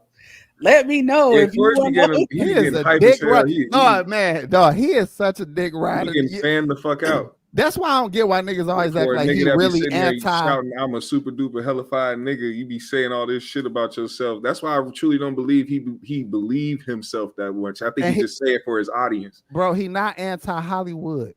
That nigga been trying every motherfucking window crack door that he keep talking about to get in that shit. Any just crack the door for me. All you gotta do is crack the door. And your fat ass gonna squeeze through that motherfucker. It don't matter where the fucking door is. The door could be in puffy ass. Your ass gonna crack up in that motherfucker. Squeeze in the crack of that motherfucker. Squeeze in the crack of that motherfucker. He been trying to get in the game, and he don't give a fuck. And he got his people that really fuck with him thinking that he is the voice of the streets, the voice of the struggle, the voice of the real revolutionary nigga. Yeah. That nigga is establishment like a motherfucker. He is the Jesse Jackson of hood podcast niggas. That is true. Oh my God. Al Sharpton ass niggas. He say what you niggas want to hear, but he ain't with that shit. But anyways, next, looking at it. Okay. All right. So there was a story. She's still mad about that slap. She felt that shit through the goddamn screen. If you do it right. She said, okay. Look, that's that look. That's that look after when they shocked. Like, did that just happen? I told my mama I never let a man hit me like that. I don't know what I was about to say because you're stupid. You went back on your word, bitch. Because I just slapped the shit out you. I was gonna say I'm not mad. I don't know. AP always be trying to like ascribe all these emotions to me that aren't even true. The nigga can't read shit. You don't know what the fuck you talking about. All right. So anyway, moving on. There was a young man that he was like a star athlete, basketball player, like had really good grades and was good at sports, and he actually was killed recently. Now I want to show a clip of them talking about this young man, and then I'm going to show another clip which shows like his link to what's his name, to Gilly. He has an interesting link to him. Okay. Scurry scored the highest among the Fells community on the SAT tests. The student who was killed was exceptional. No problems from him whatsoever, according to the principal and other staff members. As you might imagine, they are distraught. Scurry's mom surrounded by loved ones today, including the basketball coach and other staff from the high school. Grief counselors were also on site and will be as needed, according to district officials. Students say they could feel the impact all day. When you saw him around, like, you knew he brought good energy to everybody. Whenever he entered a room, the room always lit. You know, it was always a smile on somebody's face when they were around them. He had a whole future ahead of him, too. It's scary to think about.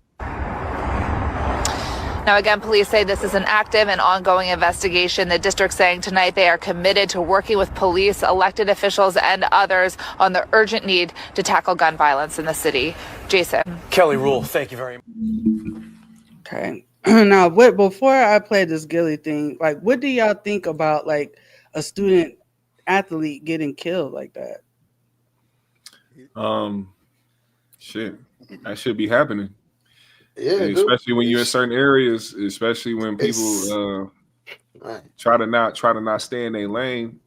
As far as him being an athlete, some of these guys they start trying to dibble and dabble in the streets and try to be the athlete too. That ain't gonna work out. Somebody somebody trying to take you out. They think they super tough and shit. I be going to my son games. It's always us out there, like, and they go to good school districts. Y'all, you know what I'm saying? Where it's a good mixed team. But still, they be trying to stand on business like they street niggas. It's like, nigga, play fucking basketball, man. He fouled you. You know what I'm saying? Go to the line, shut the fuck up, and move on. Like, them niggas be really acting like they gonna shoot some shit up. So you know how Milwaukee is. Everybody finna shoot some shit up. Everybody got a pistol. Everybody got a pistol in this motherfucker, bro. There was a nigga walking down the street today with a rifle and got popped by shot a police officer and got popped on Wisconsin. In Milwaukee? Yeah, today. Damn. That's normal though. And we in a blizzard. A snow blizzard. This motherfucker out there with a rifle. On my life, police, But I'm just saying, these niggas be they smart. That's even more sad to hear that you have potential, that you probably was raised right. When you in your house with your mama, you probably respectful because she don't play that shit. You get outside, now you the toughest nigga in the world. Gilly's son, we know how Gilly and his wife act. Why the fuck why was his son out there trying to be the hardest nigga he could be? And he lost his life, unfortunately. So now I'm gonna pull that video up since you brought up Gilly. Okay. Fred, I saw about this 17-year-old basketball player, straight A student. Am I wrong, Gilly? It used to be like the athletes, they got protected. Right. Nobody touched them. Hey, he good now. He gonna be they're gonna be talking about the block. He from the block, he got out. They protected those guys. What happened? That's who killed my son.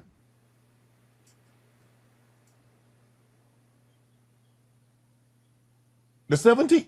Nigga, that's silence. Woo. The 17-year-old basketball player that just got shot 17 times? Yes. That's who killed my son. Really? Yes.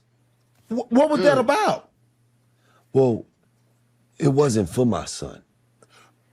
Your son happened to be there? Yes. Oh. Them blocks is beefing. They going through it. My son just so happened to pull up out there 5 minutes. They come to shoot the block up. My son's not from that block. He don't, you feel what I'm saying? Yeah. He just so happened to be in the wrong place at the wrong time. What the?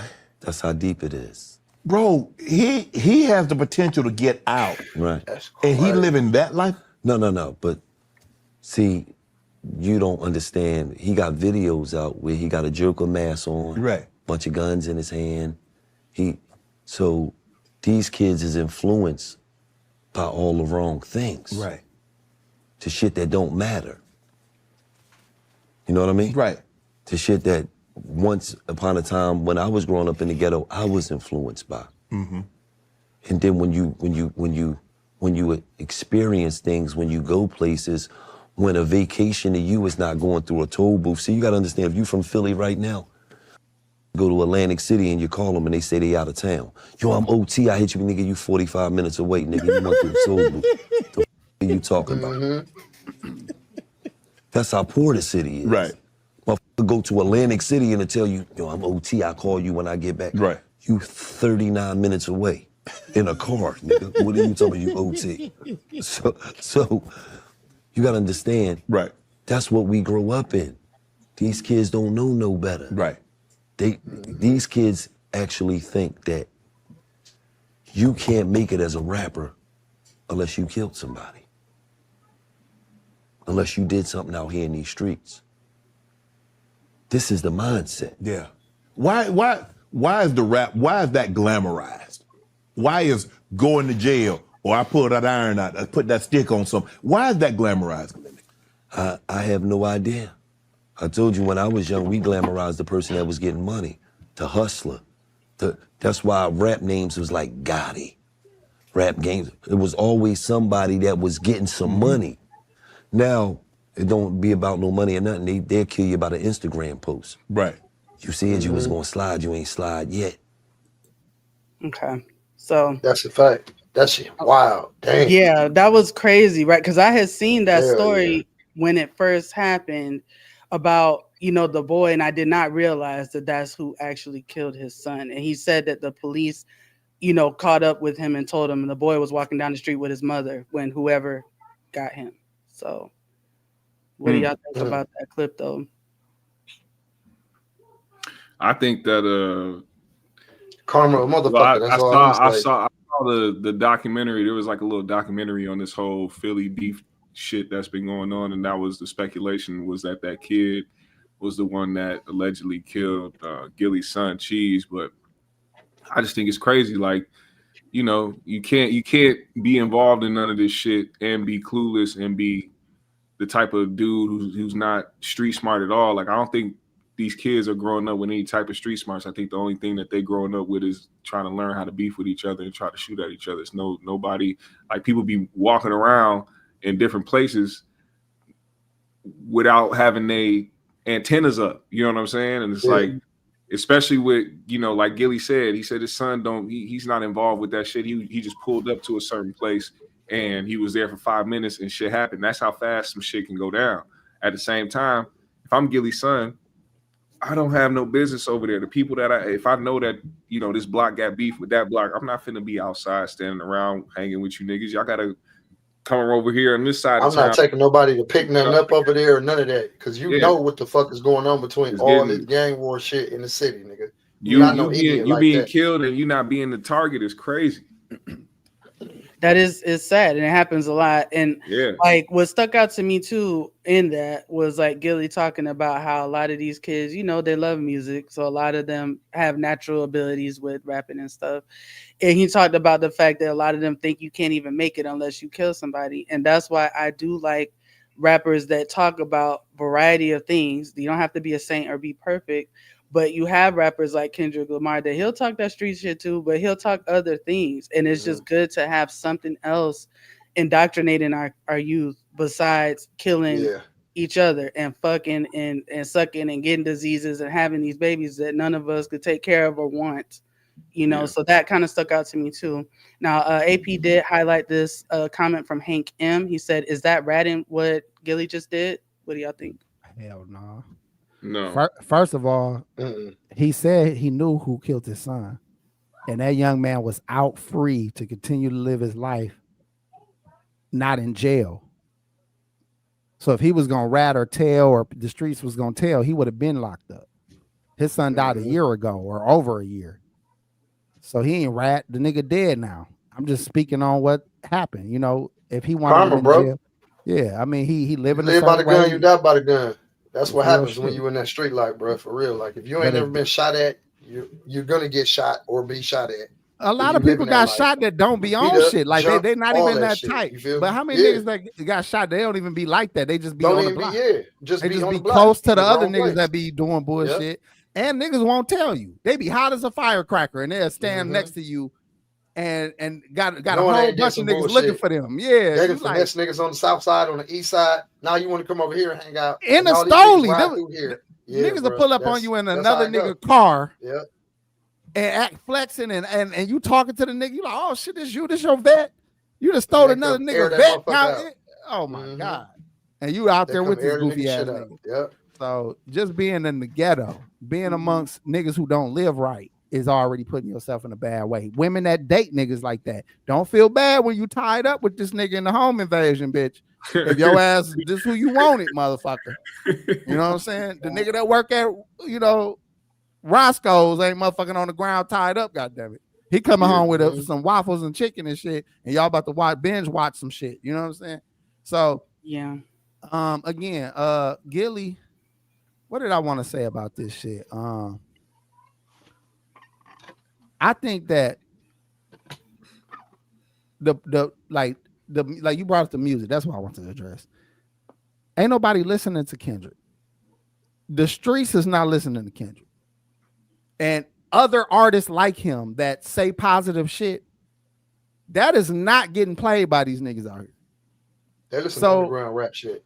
Yeah, that's what I'm saying. So the real issue is they can say whatever the fuck they want to say. Positive, uplifting, they can say whatever they want to say. That shit is not hitting the audience that needs to hear it. I think though that Kendrick has he's caused a lot of interest right in him. Now and, with the streets, Binky. I mean, I don't know because I'm not in. I'm telling you, now. All these people you see online discussing this Drake and Kendrick beef is not the niggas that's killing niggas. They don't give a fuck. They didn't watch the Super Bowl. They didn't watch fucking the halftime show, and they damn sure don't listen to Drake or Kendrick. Packy, am I lying? But if they're street, no, you're not lying. If they don't fuck about, they don't fuck with none of that if shit. They're young people that are in school, you know how kids are when they're in school. They know what's up. Especially now with TikTok and everything. They know the trends. They know what everybody is talking about. Listen to what I'm trying to tell you. This is for niggas over 30. Niggas that is 25 and under do not fuck with that shit at all. I don't give a fuck if the whole internet viral as fuck. It's viral with niggas over 25. It ain't viral with niggas under 25. They don't give a the type of rappers that's out right now. Yeah, I wouldn't know because I'm not around. But they know. Yeah. And it's nothing but drill. It's nothing but negative shit. They don't give a fuck about. That's what we gotta put in perspective. The audiences. He is not resonating with a 16-year-old. I have nothing but teenage kids. Now, one of them little niggas brought up this shit to me. Mm-hmm. They don't give a fuck about this shit. They listen to local Milwaukee niggas and all that music trash. Them niggas ain't trying trash. Damn.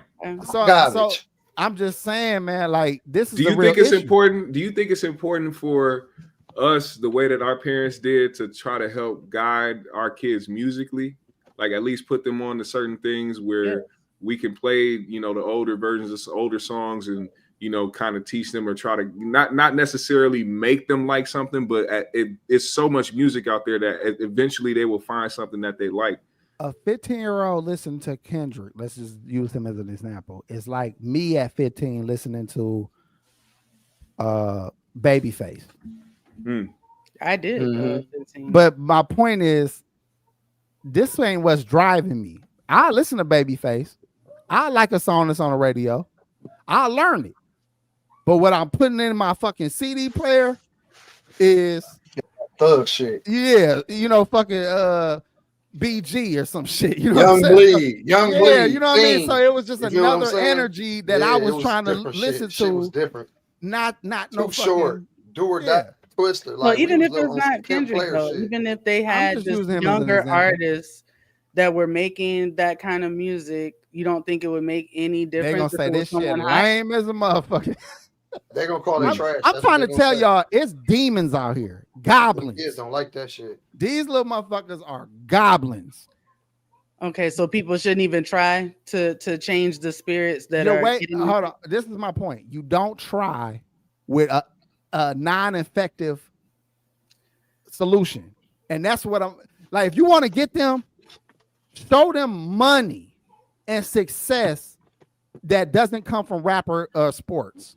Show them real success and real money that don't come from rap and sports and that certain cultures, and you can get their attention.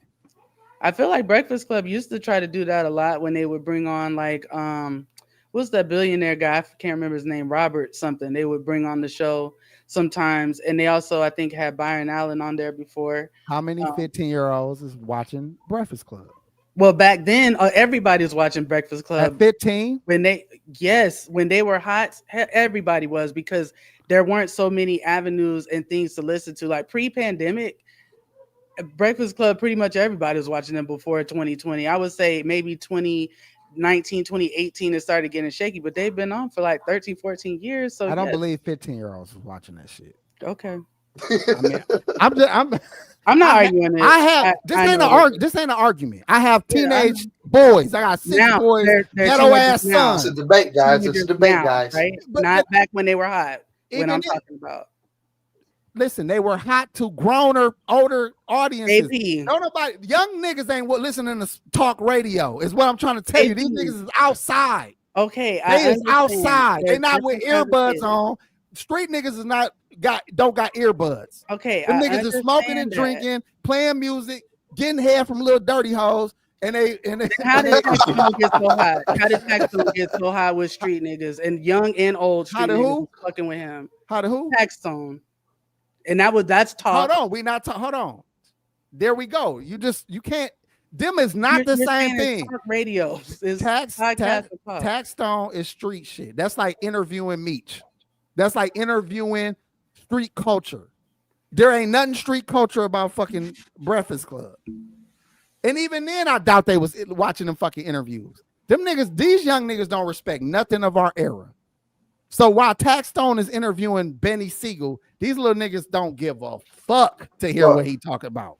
They don't give a fuck who Benny is. They don't give a They like fuck who Benny that is. Siegel. Okay. They like his music trash. They gonna say that. And let's say this: if they did listen to it, it's because they was talking about XX Testosterone or whatever the fuck his name is. They was talking about the rainbow nigga Tekashi. They found that shit by following them young dumb motherfuckers. And I remember Tekashi having like the biggest Breakfast Club interview ever. So to say that they never watched it, I didn't say is not valid. You putting words in my mouth. I'm saying that wasn't something that they tuned in for. Don't give a fuck about. They didn't give a fuck about Charlamagne. Don't give a fuck about the Breakfast Club. They watched the interview with their favorite rapper, and turn that shit. Never watched it again.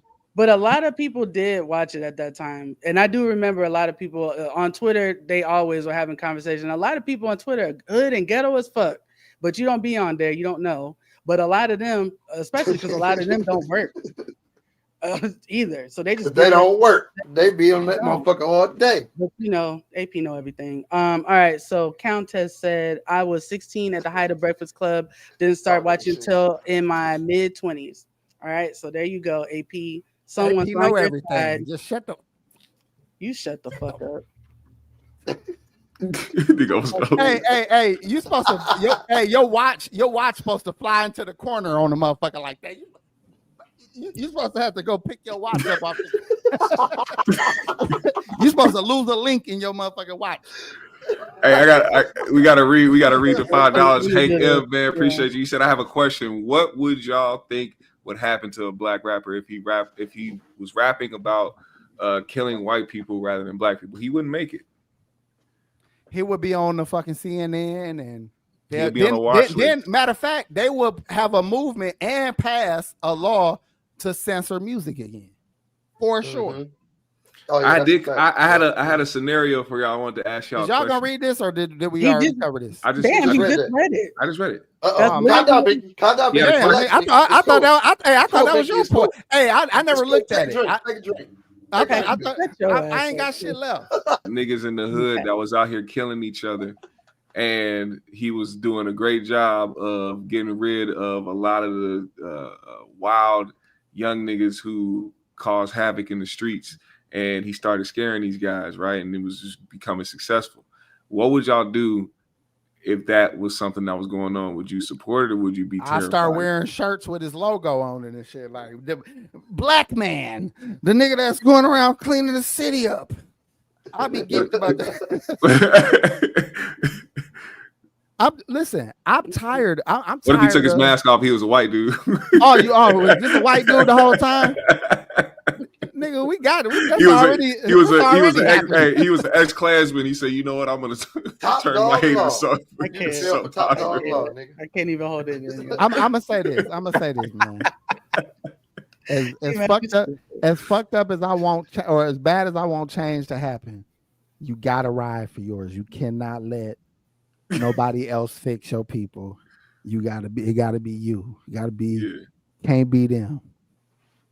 But until you know he white, I might have that shirt on. I might have that. You got that logo loud and proud. You little niggas better back up.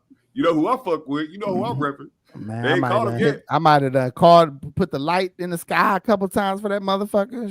It's some undesirables standing on the end of the block.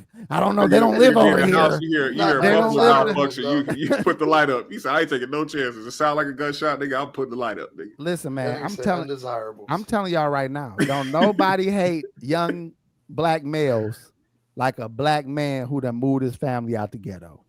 Damn. Oh yeah, on my life. He can't stand them niggas. Can't stand them niggas because I can't stand them. And that same nigga was the exact same child, the exact same 20-year-old, the exact same that nigga get out that neighborhood. The last thing he want to see is them niggas on this outside. Them niggas parked in the car smoking. Them niggas standing at the bus stop. Them niggas, you know, shooting guns on the 4th, like, or on New Year's. That's the last thing he want to see. They not making a good name for themselves though, because I didn't have to dump at some who shot back at me trying to steal behind my motherfucking crib. You feel what I'm saying? What you coming way out here stealing for? A little hoe ass nigga, 7 o'clock in the morning, nigga. I remember they tried to pull up at you and down there lose my life, and you gonna lose your shit. Somebody gonna get hit, nigga, because I'm aiming to kill, nigga. I ain't finna be. You not finna. You little bitch ass nigga. We hate him. AP, you're right. We hate him. Let me tell you about here with that bullshit. Let me tell you what my corny. This was corny. This was corny, but I had no options. I had 0 options. This is when I lived on Keith on 12. I had a car parked in the back. They broke my shit off. So I was going my way to work. Shit stripped down. They didn't even steal it. They just fucked up my steering column. Couldn't start the car. And then a night later, it's a bunch of young cats in the alley close by the car. I just went outside, started letting off my shit just to let them know I want to shoot you niggas, but I don't know who did it. Y'all probably had nothing to do with it. I don't know who did it. So I just was just letting the guns off just to let them know, like, it's heat over here. You know what I'm saying? Like, if you know, if I would have, you know, I don't know if I would address a motherfucker over my property, my materials and shit, but it's just that I couldn't do nothing about getting violated. I felt so violated. I said, I can't do shit about it. I don't know who did it. I just know these young teenagers stay in this fucking alley. They know what the fuck going on. My car in this alley, and my car got broke off. So I just started going out there. I hate these little niggas. You know what? You know what? And I am that nigga. I stole cars. I robbed people at gunpoint. That's why I hate you so much. It's true, but I hate who I used to be. Until you learn, you grow, bro. Then you know what I'm saying? Like, I understand now how the old niggas used to feel when they seen us. AP coming like, no, I get it. You get disgusted. Deep. I get y'all it. Talking about deep, and they hate. He said, "This is how I used to look." No, we used to get escorted out of malls, my nigga. When we looked like a riot was about to happen, and it was just us. It was just a clique. It was just us. Yep. We were so deep, and we were going to restaurants like this. Imagine 12 niggas. 12 niggas walking into a Burger King. That shit look crazy at once. I'm sure. Going into the mall and our mob is that deep. Yeah. I used to go into Playmakers. It's like a Foot Locker type store. I go in there and put a shirt on. I go in there with a white tee, walk out with a fresh dot eye or some shit. Because there was just so many of us, like, you can't keep your eyes on 12 niggas. Wow. What a strategy. Not only that, you got one black security guard in this black mall. This was a black mall, too. You got one security guard. He don't give a fuck about stopping crime, nigga. He was talking to me. I was talking to the nigga about some weed or something. He'll say some shit like, dog, these niggas crazy. On my life. Like, damn, bro, y'all all terrorists. We was some fucking terrorists. And now that I'm legitimate, I can't stand these little motherfuckers. I really ask one of y'all. Y'all fucking go to jail where you belong, motherfucker. He said, die, you degenerate motherfucker. I go somewhere. I'm looking nice. I'm dressed nice.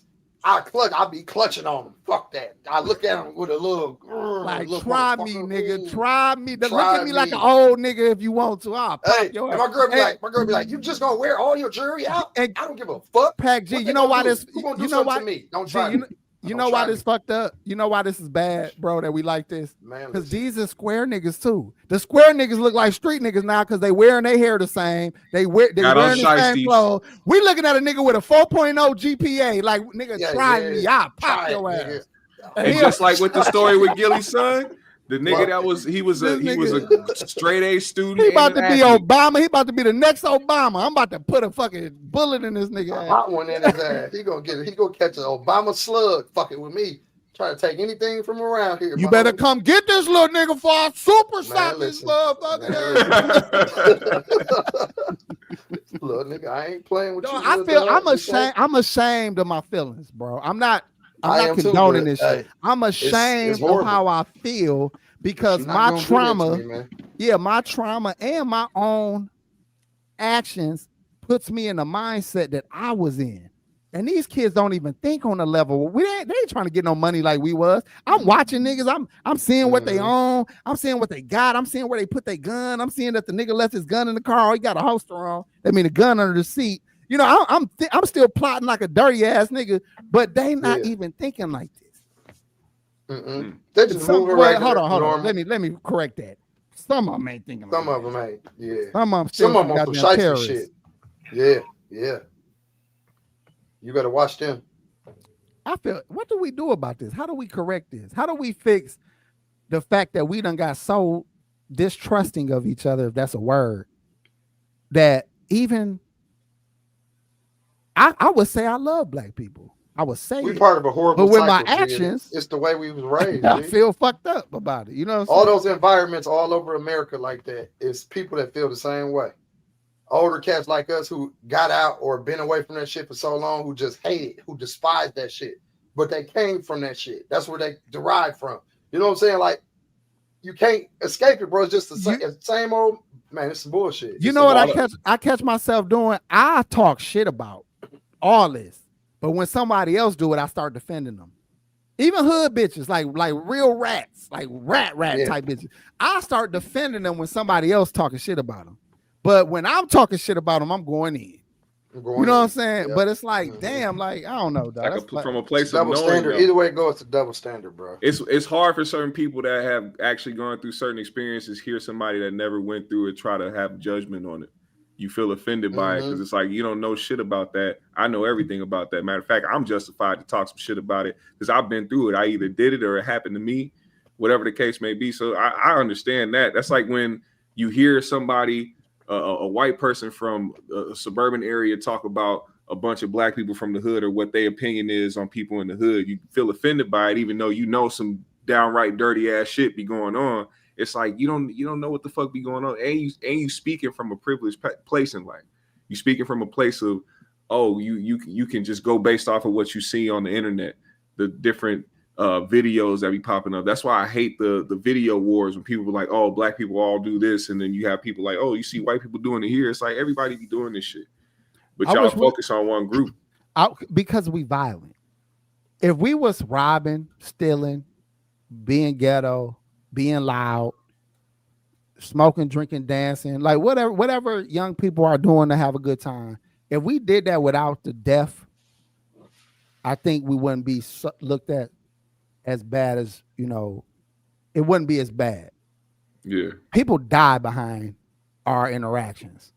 And if we could just have a fight and walk away from it, or steal something and walk away from it, rob somebody at gunpoint but not kill them, it wouldn't be as bad. But we leaving bodies in our motherfucking wake of just doing this ghetto ass shit. And that's the real fucking problem. You know what I'm saying? Because even all this ghetto shit I'm just talking about and me trying to defend it, I remember being in the ghetto ass neighborhood where we all was so broke. Everybody was broke.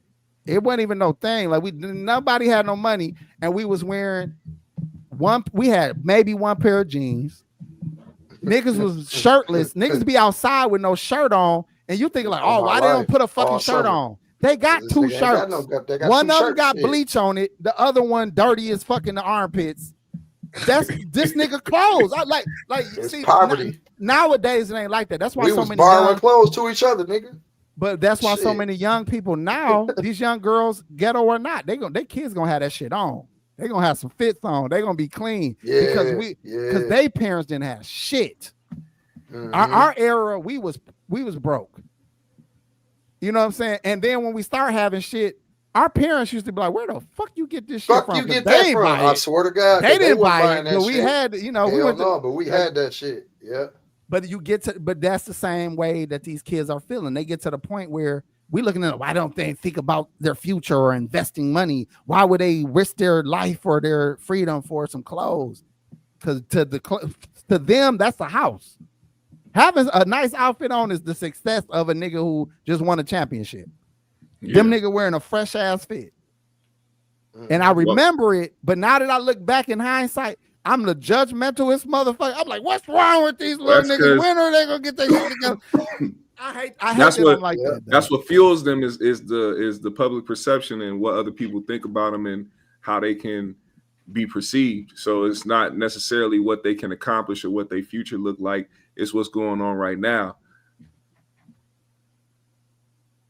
Yeah, that's pretty much sums it up with that one. Hell yeah. Okay, let me end with this because we almost at the end of the show. We went a little long with that last topic, but that was pretty good.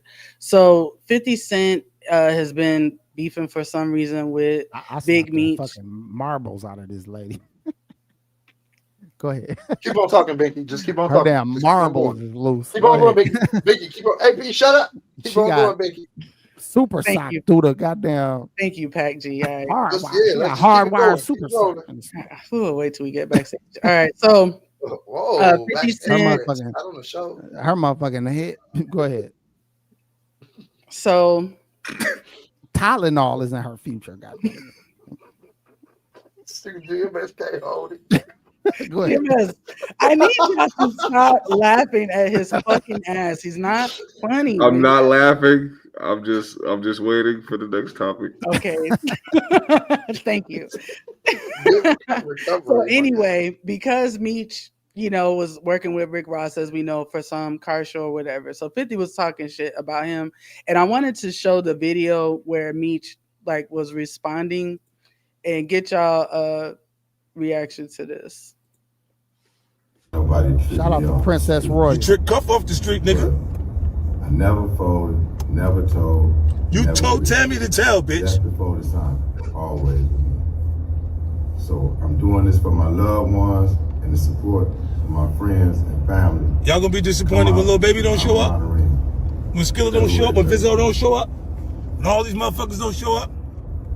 I wasn't gonna address this. Man, this nigga reading drops, man. Look at you reading this shit. But I never folded, never told, never will. Death before the sign, always with me. So I'm doing this for my loved ones and the support of my friends and family. Come out to the Amarana Arena. He can't even go. You want house arrest? He can't even go. That nigga, hey man, Meech, I'm sorry, Meech, you gotta go missing, man. Just move on. Man. And as we were live, 50 posted something brand new saying with the caption, "Some of y'all secretly dislike me, but I openly don't give a fuck. I don't have the energy to hide how I feel." Yeah, and he did also post some audio that's apparently some lady named Tammy Cowan or something. A guy is talking about her having recorded calls and some, stuff in writing about 50 or about Meech ratting on people. You talking about Big Cuppy, right? Big Cuppy in the joint. Yeah, I think that was him. Yeah. I was listening to some content about that earlier. Let me first say shout out to Princess Royal for the generous cash app. Thank you so much. And that whole Cuffy situation, Cuffy got interviewed himself by Blue Da Vinci. And the man himself, when a motherfucker in jail, they know why, and they know who put him there, and they know who was involved. So no matter what any paperwork say, no matter what anybody else try to say, that man know through his lawyers, through discovery, through paperwork, he know who all involved with him being in jail. Them niggas stay in the law fucking library trying to figure out ways to get out of their shit, and he know everything involved. So for that man to say, without a doubt, this the nigga that is responsible for this whole situation happening to me, you can't take that with a grain of salt. Third party, know who got him in there. A third party informant. That's all supposed to be part of this document that 50 supposedly gonna release. So that's what they saying. That's what they saying. He is a third party informant. Basically, gave some information to somebody else to have them use it to try to save, they own. And I heard a so-called phone call with the Cuffy dude and somebody else. And he was telling Dog on the phone, like, "Yeah, man, make sure 50 tell him I'm gonna give him everything he needs for it." He's like, "Hurry up, tell him to hurry up and get it done." Swear to God, talking about the whole situation.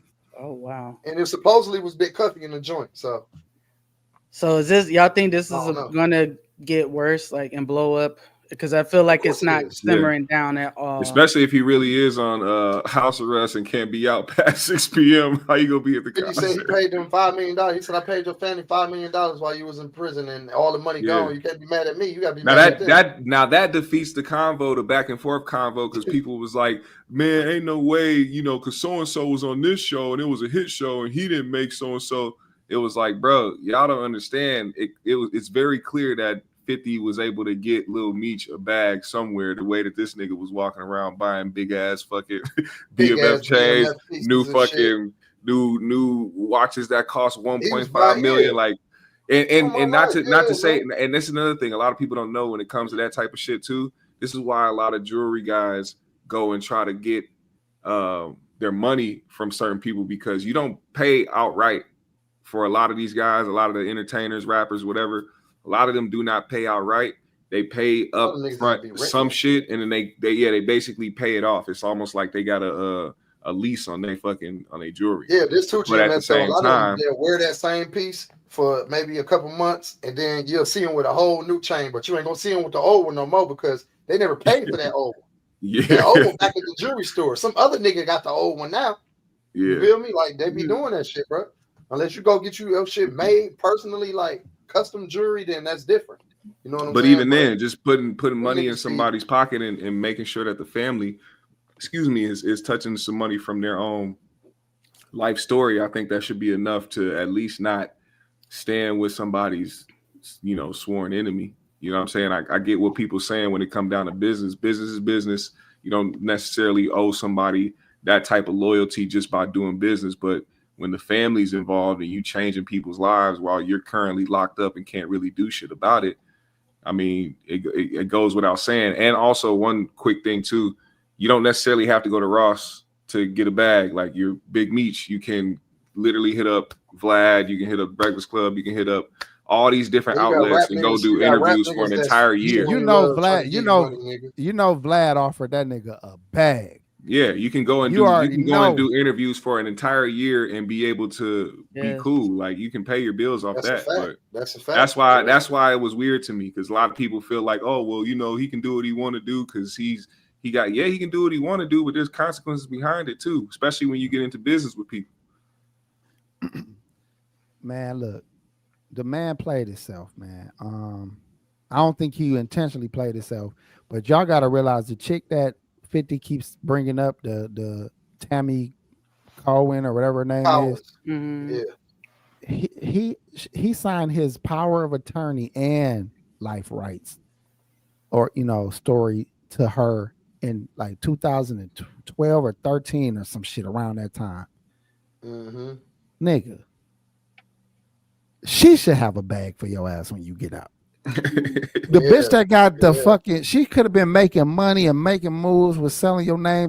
I went in a store to get today to get some fucking clothes, and they have Meech on a fucking shirt in that bitch. Damn. Yeah, see what I'm saying? She could have been having free Big Meech parties and all kind of shit. All kind of shit keeping that nigga name alive. Because think about free Pimp C. Pimp C was in jail when UGK was popping off that free Pimp C. Same thing with Tony Yayo had a little. We didn't know who the fuck Tony Yayo was. But they made him seem like he a nigga. Like, who is this Tony Yayo nigga? But he was in jail the whole time. He became like a mythical creature for a minute. Real shit, and he came out flop. But the point came out doing garbage. What the fuck is this shit? But his personality bigger than music. Like again, you don't have to be a rapper. That's why Drake need to move on. Sometimes people don't want to. They want to be great at one thing, and that might not even be your real. Like Gilly the Kid, for example, Gilly the King. He called himself now. He was a good ass rapper, but that ain't where he got his real, comeuppance. Once that nigga showed his personality and got in the podcast game, now he one of them guys. You know what I'm saying? So Meech could have came out on a legitimate tip, trying to push legitimacy and not be the flashy guy, because that led us astray, just like the drugs that you pushed. The image of money and the image of flashing over everything and cash rules everything around me type shit, and the drugs, nigga. You was the most destructive nigga in the world history since the 80s, motherfucker. But they won't let Larry Hoover out, who made a complete mental change, who would be out here giving lectures and talking about nothing but good shit. They won't let this nigga out early, but they let this nigga out early who finna come out here and get niggas on clown shit. So I'm kind of still bank off the BMF name. I'm glad he losing his steam because that's not the image or the energy that we need to move forward with. Right. I mean, shout out to him because he got caught up in the same environment and time that he was in, but that ain't where we need to go forward at. I would rather more people try to be like 50 and then be like Meech. But then again, Larry Hoover need to get out of jail. Like you letting these type of niggas out who dumb as shit, dumb as a box of rocks, unless they talking about street shit. Let Larry Hoover out of jail, goddammit. Agreed. Now I do want to shout this out because you showed it, but didn't shout him out. So thank you, Swag from the Past. And I noticed you changed your name because you used to be Swag from the Past, but somebody couldn't read it. And it said for AP's nose reduction. I didn't know what I didn't know. He changed it after we saw that one dude's name last week. I wonder if he changed his shit. He did change his name, but he's not here, so I'm not gonna tell y'all what it is. Whenever he shows up in the next live, I'll point him out to y'all. His name was all right, y'all. This ain't gay. No, he be over on Reaper channel. That's how I know because I've seen him. Hey, what if that ain't even a real Meech? They just found a lookalike nigga.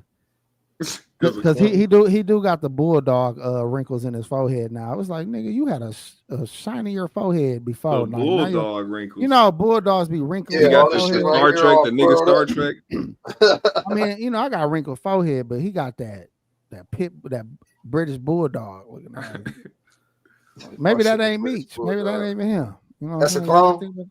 Not a clone, they just found another nigga in there. They was like, yeah, prison stress, close enough. Nah, fuck it, let this. That is all natural prison stress. Close enough. He's about 2 inches. Still in there, fucking breaking bricks. Yeah, rehabilitated stress on his forehead. Oh shit. I don't know. Okay, well, that's all I had. Now I did have a random question, but I don't know if y'all had time for that or y'all want to save that for next week. If it'll take only 5 minutes, we got time. But if not, we can end it. I mean, it's just a random question. So I'm trying to think how to phrase this. So if an older person, let's say someone that's 55 and up, okay, starts dating someone new and they have a lot of assets, money, property, whatever, like, should they give that to their new partner or should they leave that stuff for their kids and grandkids? The kids and grandkids gotta get that out the gate. But if you build a life with this new person and you've been living long enough with them, and I feel like they deserve something. Maybe just don't give it all to them, but give them. Don't give it all to them, but give them something. Like look out for them. Like I really love this. This was my boo. This is what I'm saying. This is my baby. You feel what I'm saying? Like I'm gonna leave something for my baby. Like I would. Like what if your kids and grandkids been borrowing money? Running you ragged. Oh, some of them little motherfuckers is gonna be goddamn it left out. Busting safes open in the basement and having the police at your goddamn house all the time. Chill out, G. Chill you out, know, G. Somebody done broke the fucking front drawer off the kitchen knife drawer that is missing the front part to it. How the fuck do drawers be missing that front? Y'all remember back in the day, niggas that missed that front, the whole front drawer. But like, the whole sides of it and everything is still inside of the motherfucker.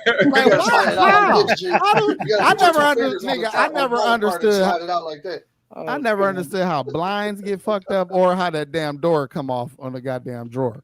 But anyway, I would hate for the kids to fuck with the blinds. Why used to get on my kids' ass about that shit? Be walking behind them and shit, jumping through them bitches. Yeah, doing this shit, pulling them down. No, nigga, don't touch my blinds, nigga. Got our shit soggy as hell. Put the Dora the Explorer sheet up there until we get some new ones 3 years from now. But I'll send the Dora the Explorer sheet for 3 damn years too. If I didn't have kids that I fuck with, and I was dating a new woman for 3 years or 2 years, and I'm 85, and me and her had a hell of a run for that last little 3-4 years. Yeah, she basically gonna get what we living off of. Like she gonna get the house, she gonna get the shit that, the shit she was waking up to every day. She can have that. But I should have some kind of something else for my loved ones. But I'll tell you what, I'll take away money from one who I know gonna burn it up and give another one more percentage. So if I know one ain't on shit, I just keep adding more and more to the one I fuck with or trust, I should say. And they can fight it out when I'm gone. If this little motherfucker is doing right, then you look out for him. But this little motherfucker ain't doing right, cut his bitch ass off, because I would have did it if I was still here. Like if I had a son in jail that was living wild, should be the one I get him here. You take all the money. Your brothers ain't. Hey, these niggas, if they ain't acting right, all three of these niggas ain't acting right, then you look, little baby girl, you the princess, you cut them off, kick rocks, fuck them niggas. And you got to make sure that they don't be bugging the fuck out of her for the bread. Like, nah. Oh yeah, on my life, and she a sweetheart. She'll be like, you got to be like, this is what Dad wanted. Hell no. I'm honoring his wishes. I give her the game. I be the lies I be telling, like, oh, I got it locked up, and I can't pull it out for the 10 years from now. I can't even go into it. I would lose. It would be a penalty if I pull it out. So sorry, you know what I'm saying? Motherfucker, you gotta make up any goddamn lie. I'm sorry. Yeah. Damn, I had just sent that to her. Now I can't pull that out.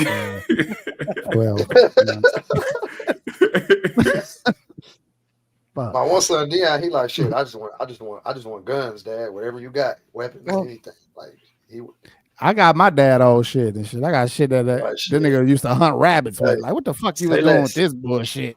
They got hella smoke. Hey, I ain't gonna lie, AP, we used to be running around with your daddy shit. Remember that shotty?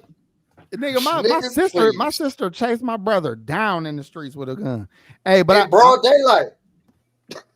Hey, you remember I'm gonna get you sober? He was like, they oil, like they need some oil. When he gave dude, I'm gonna get you sucking that big ass bag of guns and shit. Yeah. Anyway, man, y'all, what y'all think? Binky, you want to go and say what you'll do, or did you? And I fucking missed it. Oh no, I didn't actually. I mean, I don't have any kids, but I do have god kids. It depends on how long I think I'm with that man and what he brought to my life. If he's always stressing me out and, not really appreciating me, we have a hard time, nah. But if you were, great and you brought light to my life and you brought peace, companionship, and love, like there's no way I'm leaving without leaving you with something. What if he was one of them 80-year-old? What if he was one of them 80-year-old vegans and be doing 100 push-ups a day?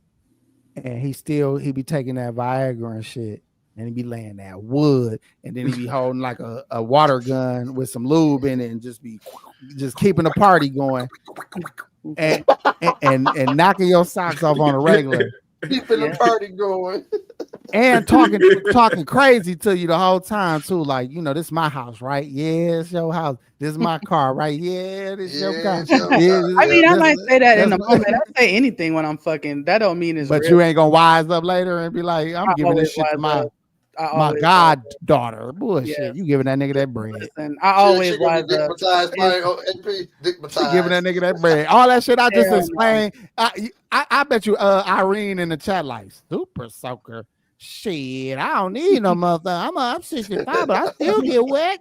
That's pee. Goddamn, that is not lubricant no more. Listen, I'm gonna enjoy those sessions for sure, and I'm going to give him that good feedback, and I'm going to reward him with something. But he ain't getting nothing. Like I said, I always wise up. It's all about playing. Rewarded fresh out. Yeah, it's all about playing the role at the right time. If I need to be really, really in love with you, I could play that role at that moment. But financially, I'm not crazy. So, wow. What kind of woman is you? Y'all heard that, fellas? The smart kind. Wow. Let's say I ever found my wife had changed some documents to not leave me something if she passed. And I done built up our house. I done built up our lifestyle. I done made it possible for her to even have a large life insurance policy or something. I done see you done X me out the shit. And I ain't got no money for my new horse after you done died. I'm losing. Oh, man. Ain't none of the money kids for the new horse after the wife died. Because man, what's the point of what did I go through all this for? I want to live no more. She didn't leave me no money for my new bitches. I was sick. He said, "What did I do all this for?" Go find her, nigga. Nigga, I'm going to find this bitch. I'm coming to get you, man. Matter of fact, not only that, hey, all the kids, shit that all the shit they buy is gonna be destroyed. The tires on flat every time they come outside. My fucking house keep catching on fire. A bitch ain't nobody winning out this motherfucker.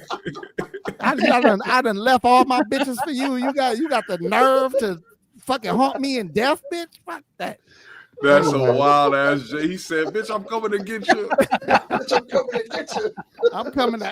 I'm gonna come and put the whole hand on your shit. Oh, shit. Imagine a ghost bitch. Imagine a bitch dying and a nigga coming right behind her just to smack the shit out of her one more time. Like, oh man, that's crazy. This nigga, that's crazy work right there. Even in death, I couldn't escape him. He was so violent and so. That's a bitch diary and shit. Like, I hope to die just so I don't have to be abused anymore. Bitch, leave. Bitch, why you gotta die? Your brother told you leave. Your mama told you leave. Bitch, go. Oh wow. Bitch, go. Diary just crazy as hell. He haunts me in my mornings when I'm cooking. I can just feel his breath on my neck. Huh? Did you ever thought about selling this to Lifetime? bitches be so. That's why we don't take y'all stories like so serious. Y'all be turning shit into a whole sob story and shit. Whole time you the fucking tyrant in that motherfucking house. Hell yeah, the whole motherfucking evil motherfucking genius and the whole shit. Whole time laughing and shit as you beat your own ass and shit like. Yeah. They said manipulation. Like on thin line. Hey, pushing herself into the wall like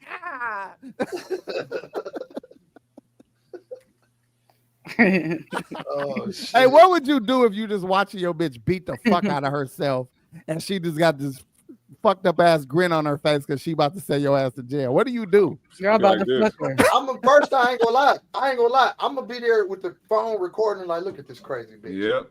Look at this bitch. All she gotta do is grab your wrist and fight over the phone and just start screaming shit.